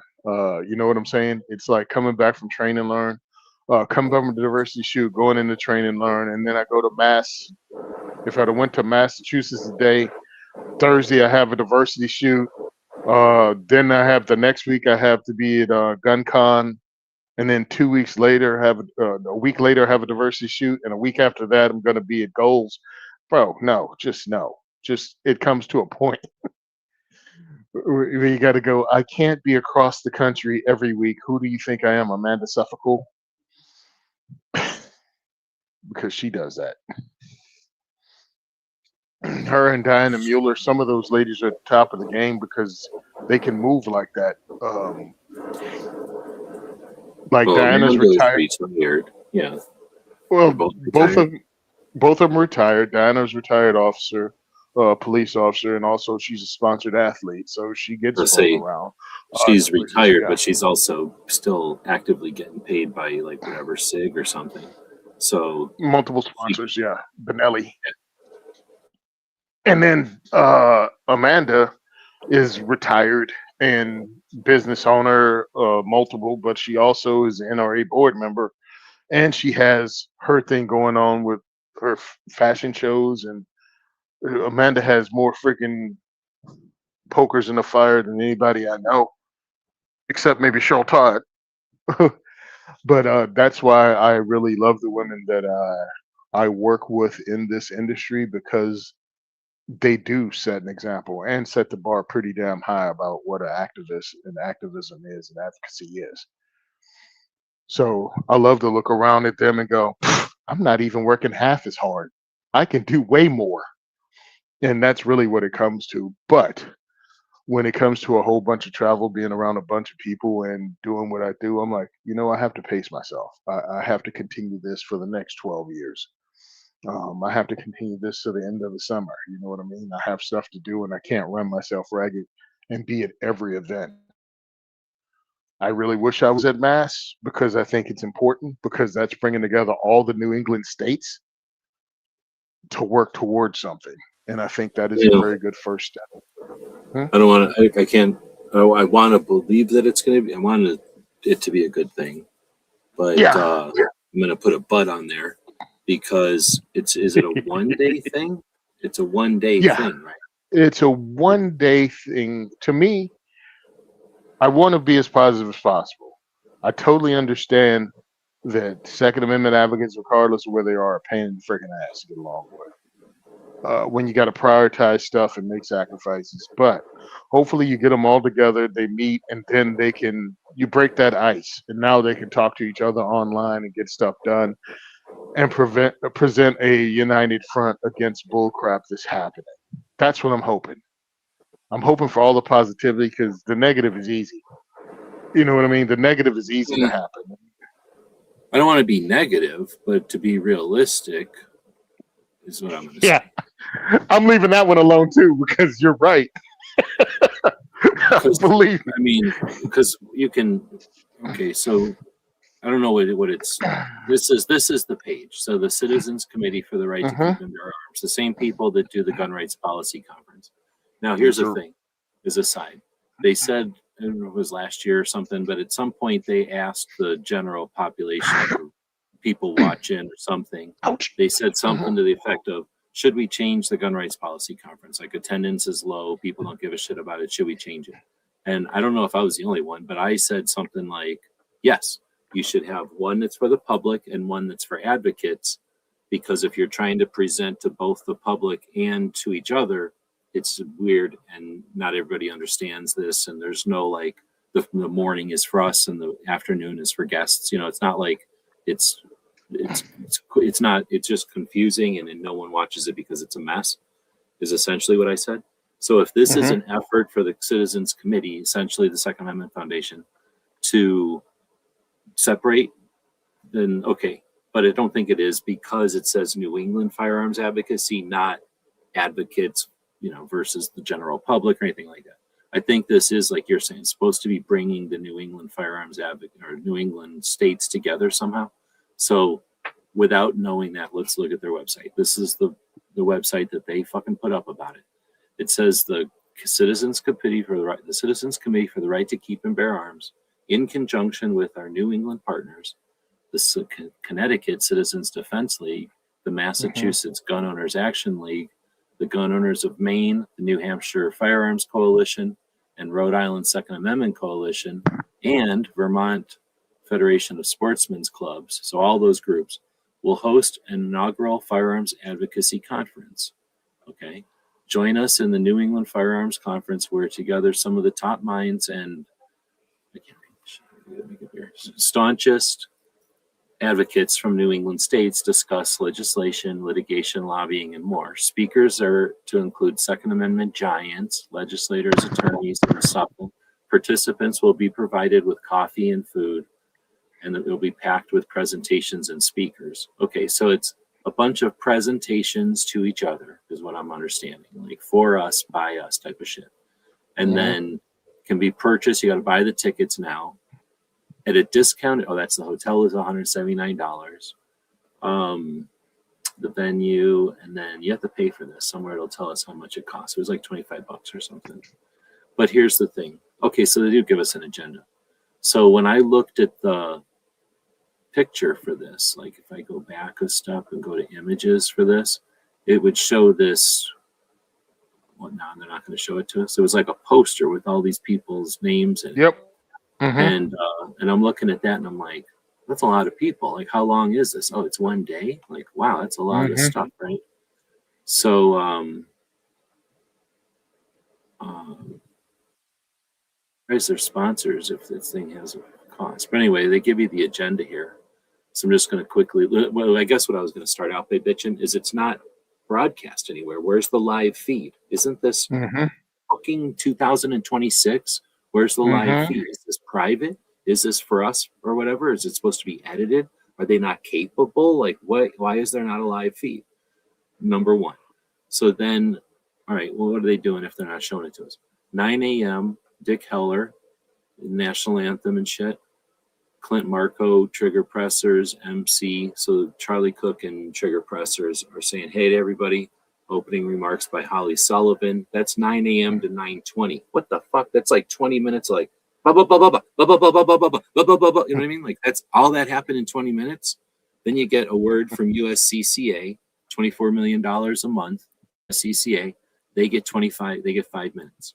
So 9:20 to 9:25. So this company makes $24 million a month. They get 5 minutes. Just to a state of Maine. 25 minutes, 10 minutes for Maine, 10 minutes for Rhode Island, 10 minutes for Vermont. Okay, so it's 10 minutes. What are they telling each other? Are bitching? Are they asking for help? Like, Interesting. So everybody gets 10 minutes. State of Massachusetts. Then Toby gets to talk about something for 10 minutes about Massachusetts. Then there's a panel for 20, what is this? Half an hour, 40-minute panel by some people. Then there's another fireside chat. So like an unstructured conversation between people. Like, I get that. I like live shows. We're fucking in a 4-hour live show. But guess what? We're unscripted and it takes us 3 hours to get to the point sometimes, right? Like, I don't want to listen to people who've never talked to each other for 30 minutes. 20 minutes of that is going to be introduction and polite, how's the weather bullshit. So it just doesn't seem all that useful. There's Gun Food and Toby Leary talking about the gun community or the gun industry for 15 minutes. Cam Edwards gets 10 minutes. Jared gets 15 minutes. Who's that, Jared Giannis? Yeah, Guns and Gadgets. Yeah. YouTube. So Jared's from up there. Patrick from Gun Food is from there. So I totally get it. They brought hometown boys back in, but yeah, like you said, one, they're not broadcasting it, or at least they don't have it on their page. And what are they going to do for 15 minutes? Tell us what we already know? Like that, if they're going to bring people together, like say, we're going to bring them together for 3 days, we're feeding them. On the last day, they'll present what they came up with, and you can watch as an audience. But this, if it was designed for the public to learn about what's going on, then it should be broadcast. And if it's designed for us to fucking do strategy or like learn, then it should be like, here's the thing. Then it should be, this can't be broadcast because it's too critical. But if you are cool and we vet you and you're a member of the organization, then you can join for $10. You know how much money they'd make? They'd make money because we all pay $10 to be there. And it would only be the people who give a shit. So they'd have a list of people who give a shit. If they've lost so much opportunity here, I just don't get it. So I'm assuming it's going to be recorded and we're going to get probably fucking 15-minute chunks from the Second Amendment Foundation or CCKRB. And, fuck us. We just have to watch them all, I guess, on our own time. So I just don't know. I mean, I guess it's better than nothing, but I'm still going to be critical. You know what I mean? Like, we can do more is all I'm saying. This Second Amendment Foundation, like, I guess it's better than the Gun Rights Policy Conference as far as like the way they laid it out or whatever, maybe. But I don't know. Well, I'm looking at the fact that you think you're going to get Holly Sullivan, Charlie Cook, and goddamn, what's gun dude's name? I'm drawing a blank. Heller. Oh, Heller, yeah. Yeah, and Heller, all to speak in 20 minutes. And Clint Marco. Clint Marco, yeah, exactly. Well, and the national anthem. Well, the national anthem is 3 minutes of it.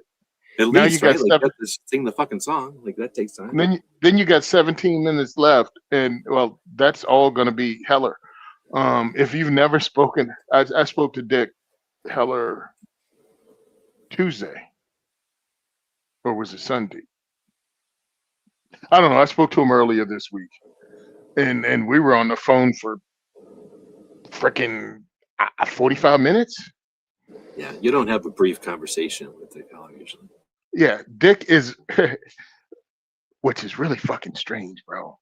I'm just a regular dude, and I'm on the phone with a guy who fought and won in the Supreme Court for Second Amendment rights. But it was pretty cool to realize I'm in the room with these people, and these people are inviting me in the room. But then when you look at it and go, what's accomplished? And what's the goal? Like, yeah, getting together with friends of mine that are in advocacy is motivating. But at the end of the day, if nothing's achieved, but we got to meet, we can meet on a Zoom call, bro. You know what I mean? Like, we can meet on a Zoom call. Let's get some work done. So that's my only concern is like what gets done. That's the important part of what we do. I'd almost like to see, well, like I said, I think what I'd ideally like to see is like a 3-day sort of thing where like they show up on a Thursday and then, hey, we're going to show up on a Thursday, kind of get everything together, have a Thursday night get together where everybody gets to meet each other. Friday, we dig in and really have these off-air sessions or whatever, like these breakout sessions where like this group gets together, and we throw some questions at you, like, what do you need? Like, give us a list of what you need, ideally. And then, like in the afternoon, something else happens. Everybody exchanges lists and figures out how do we get these resources. And then, on Saturday, we approach the industry and say, this is what we've come up with. This is how we think we can really do some shit. And here's what we need to do it.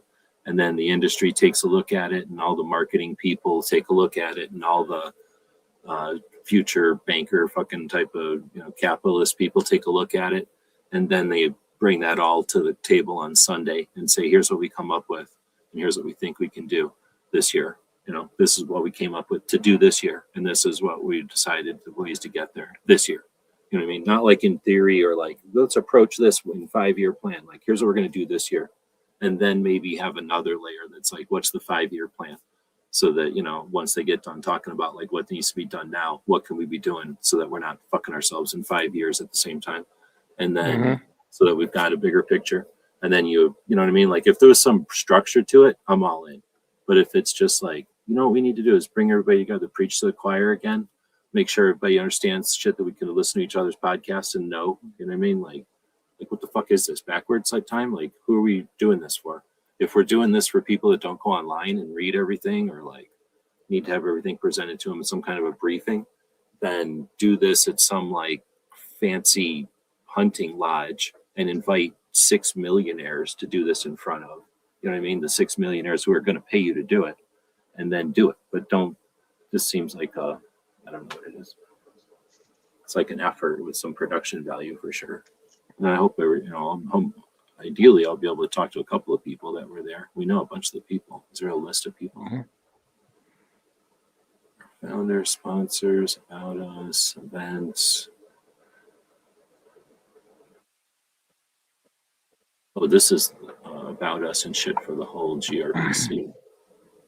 Yeah, So I agree with you, and I hope this thing works out. I hope it's the start of something that brings these people together, and some productive things come out of it for Second Amendment advocacy, not only for those individual states and the region, but it goes, hey, maybe we need to get the Mid-Atlantic states together and do this because it worked out so well from New England.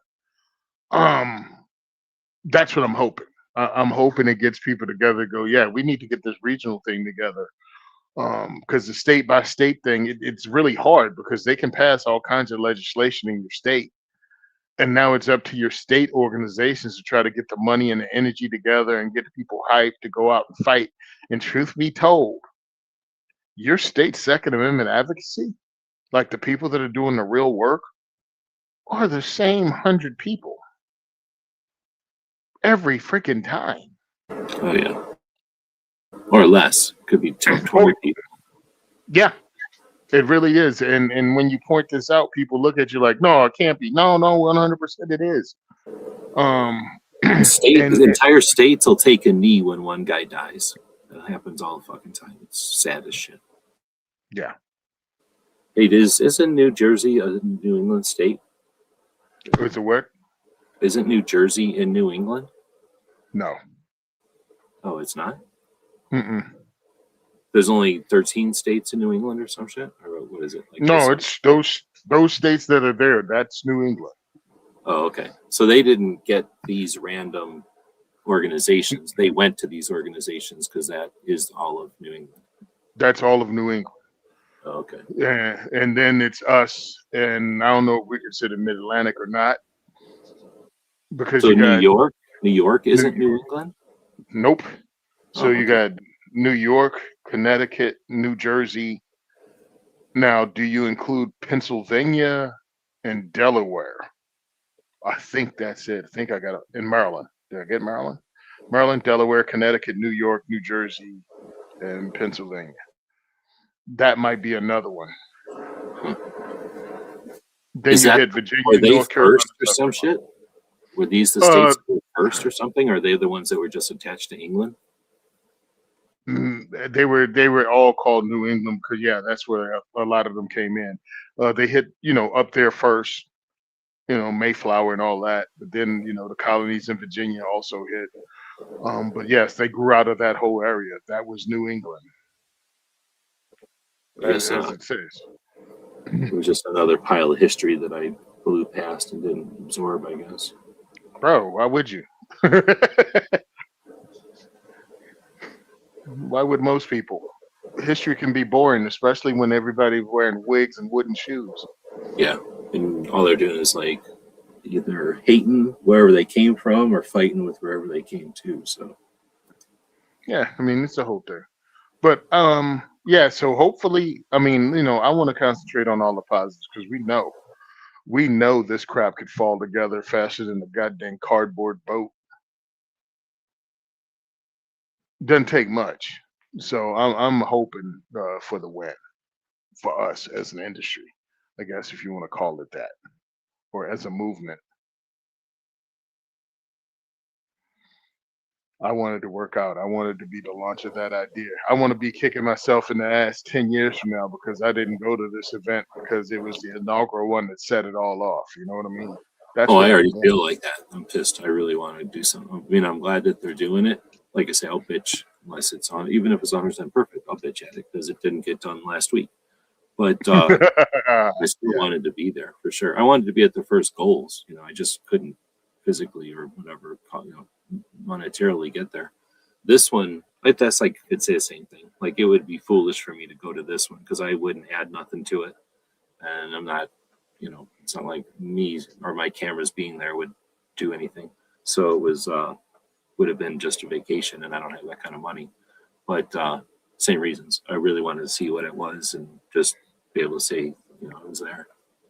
Yeah. I love being a part of things that are happening in this space. And I don't look for the negatives. Like they were like, what was the drama at Train and Learn this year? I'm like, I don't know what the drama is at Train and Learn any year. I'm sure there's some, but I'm not that dude that looks for drama. You know what I mean? I don't want it. It annoys me because there's energy given to something that usually has no constructive payoff. Oh, so and so doesn't Yeah. like so and so. Shut It's the a frig up. distraction and has like you say, almost never has any kind of long term like Yeah, it doesn't matter in the long term. So what's the point of paying attention to it? It's just that it's the distraction that everyone does pay attention to. yeah. I mean, like, I'm sitting there, calculating the amount of money, time, miles, gas, hotel, all of that to go. Yeah, and come all this way to talk about somebody didn't like someone else. No, just unacceptable to me. No, I'm not gonna do that. I'm not wasting my. Listen, maybe one day if I become a billionaire or something, and I can look at a weekend and throw away hundreds of dollars to be petty. But no, this thing was like I met some awesome people that are in advocacy. I got to interview them. I got to actually use my remote, what do you call those? The lapel mic for the first time with my phone, with my setup, and actually have video content instead of just audio content. That was a first for me. And I had to learn to use it on the fly because, I'm a procrastinator and a moron. So I waited until I was there to work the thing. And it turned out well. And I'm glad I was able to do it. And I'd like to thank, Kevin Dixie and Patrick Collins for setting it up and helping me with the opportunity. And then all of the guys that participated. We had December Customs, which is it's a husband and wife team that makes webbing, belts, and bags out of Jersey, out of their garage in Jersey. They've been doing it for years now. I met them years ago, and we finally got to be in an event together. And I got to interview the wife, Carrie, and it was great. So I got to interview her. I got to interview Tactical Life Firearms. Again, I never interviewed Anthony before one on one for as long as I did this time. I got to talk to people and had opportunities, and I took them. That's what I'd rather concentrate on. And it's not that I'm a better person than anybody else or I'm a bigger person. No, not in the least bit. I'm a petty bitch, but I'm not going to waste my time and effort concentrating on the negatives. I just won't. And then when I can get with someone like you, that you can point out how things can be improved, that's different than concentrating on the negatives. And I don't think many people can see the difference. You know what I mean? Many people don't see that. That's true. Well, in a way, it is. You know, it's whatever the circles overlap a little bit, so I can understand that. And it's frustrating because the circles overlap. So, like, I don't want to crap on stuff. You know, I don't want to see stuff stop happening by any means. It's just that, you know, kind of one of the reasons I've been doing these histories or these things about the cycles is so that people can go, okay, here's when I stepped in, and you know, here's where the game was. You know, the game's the long game. It's been going on for a long time. It'll keep going on. Here's where I stepped in, right? Like, and at what point in the cycles was that? Like, okay, the people, when you step into something, let's say Nothing Fancy. Everybody, I'm assuming everybody knows what Nothing Fancy is. The guy from YouTube who made big long videos in the beginning, and then he started making run and gun, like what the fuck did he call it? He'd like put targets out in the desert and run around shooting at them, and either became like mocked by some people or like envied or, you know, like whatever you call, like you know, revered by some people.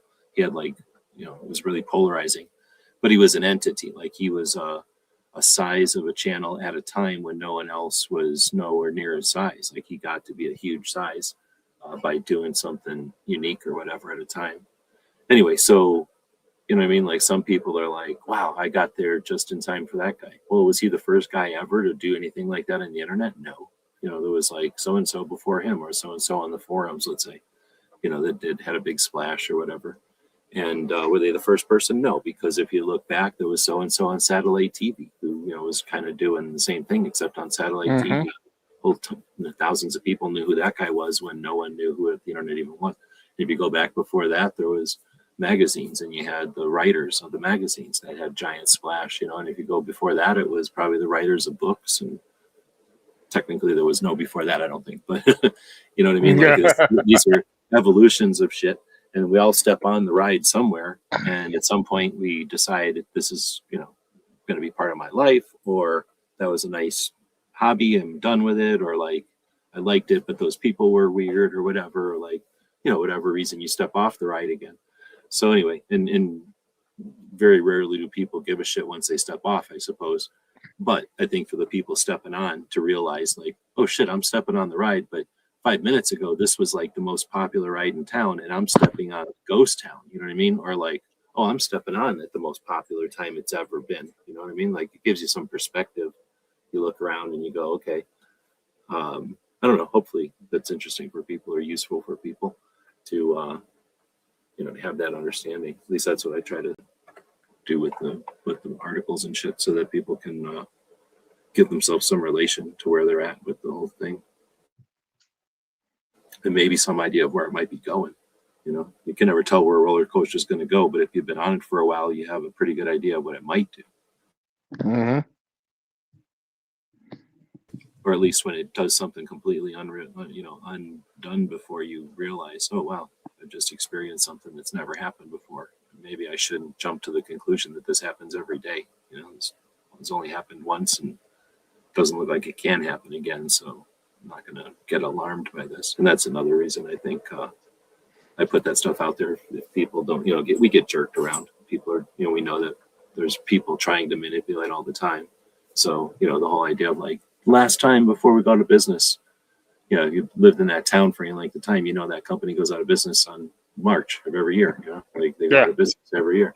But when you first move there, you're like, oh snap, I can get in on some great out of business sales here, you know, just same kind of thing, except it happens in longer scale, maybe.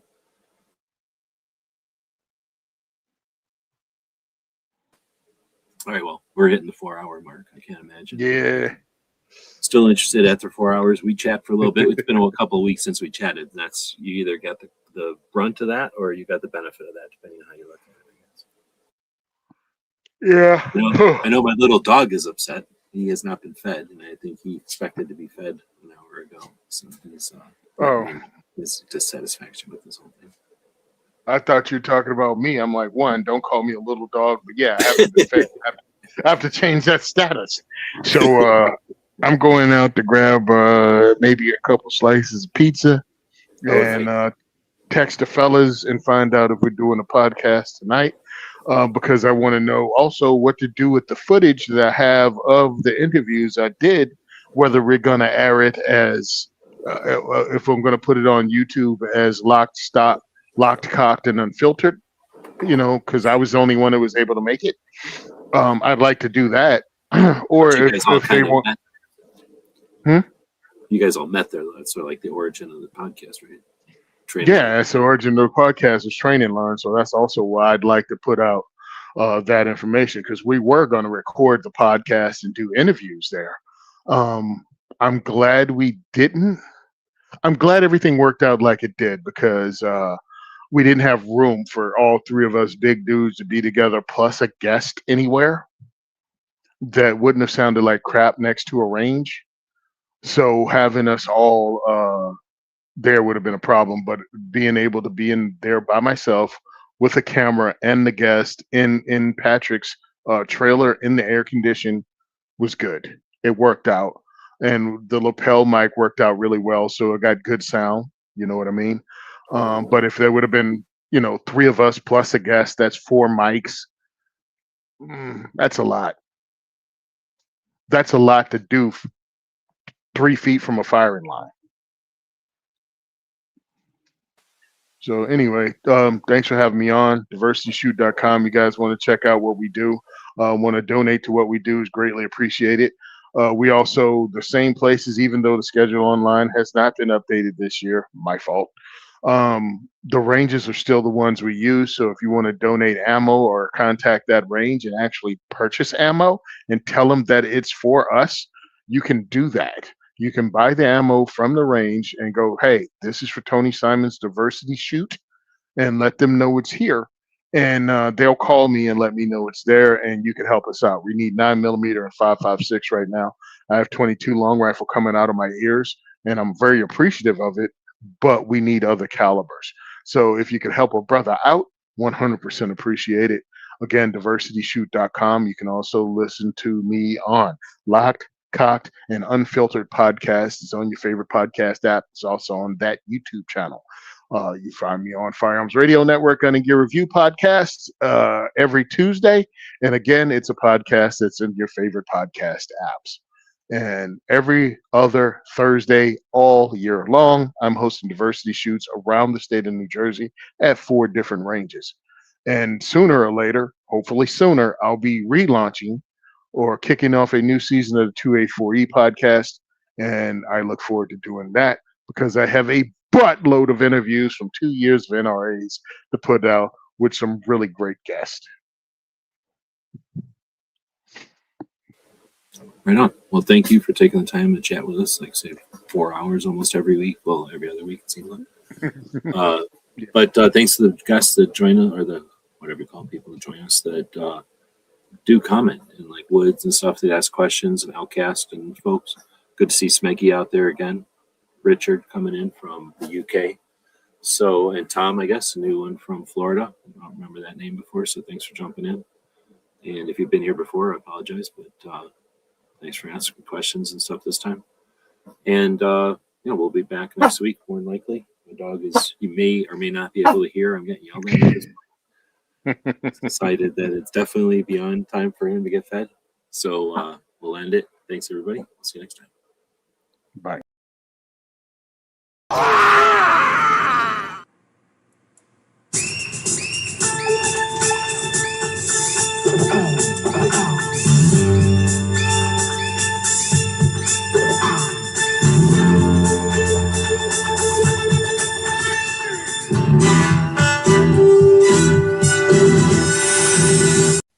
It's 11:59 at Radio Free America, and this is Uncle Sam with music and the truth until dawn. Right now, I got a few words for some of our brothers and sisters in the occupied zone. The chair is against the wall. The chair is against the wall. John has a long mustache. John has a long mustache. It's 12 o'clock, Americans, another day closer to victory. And for all of you out there on or behind the lines, this is your song.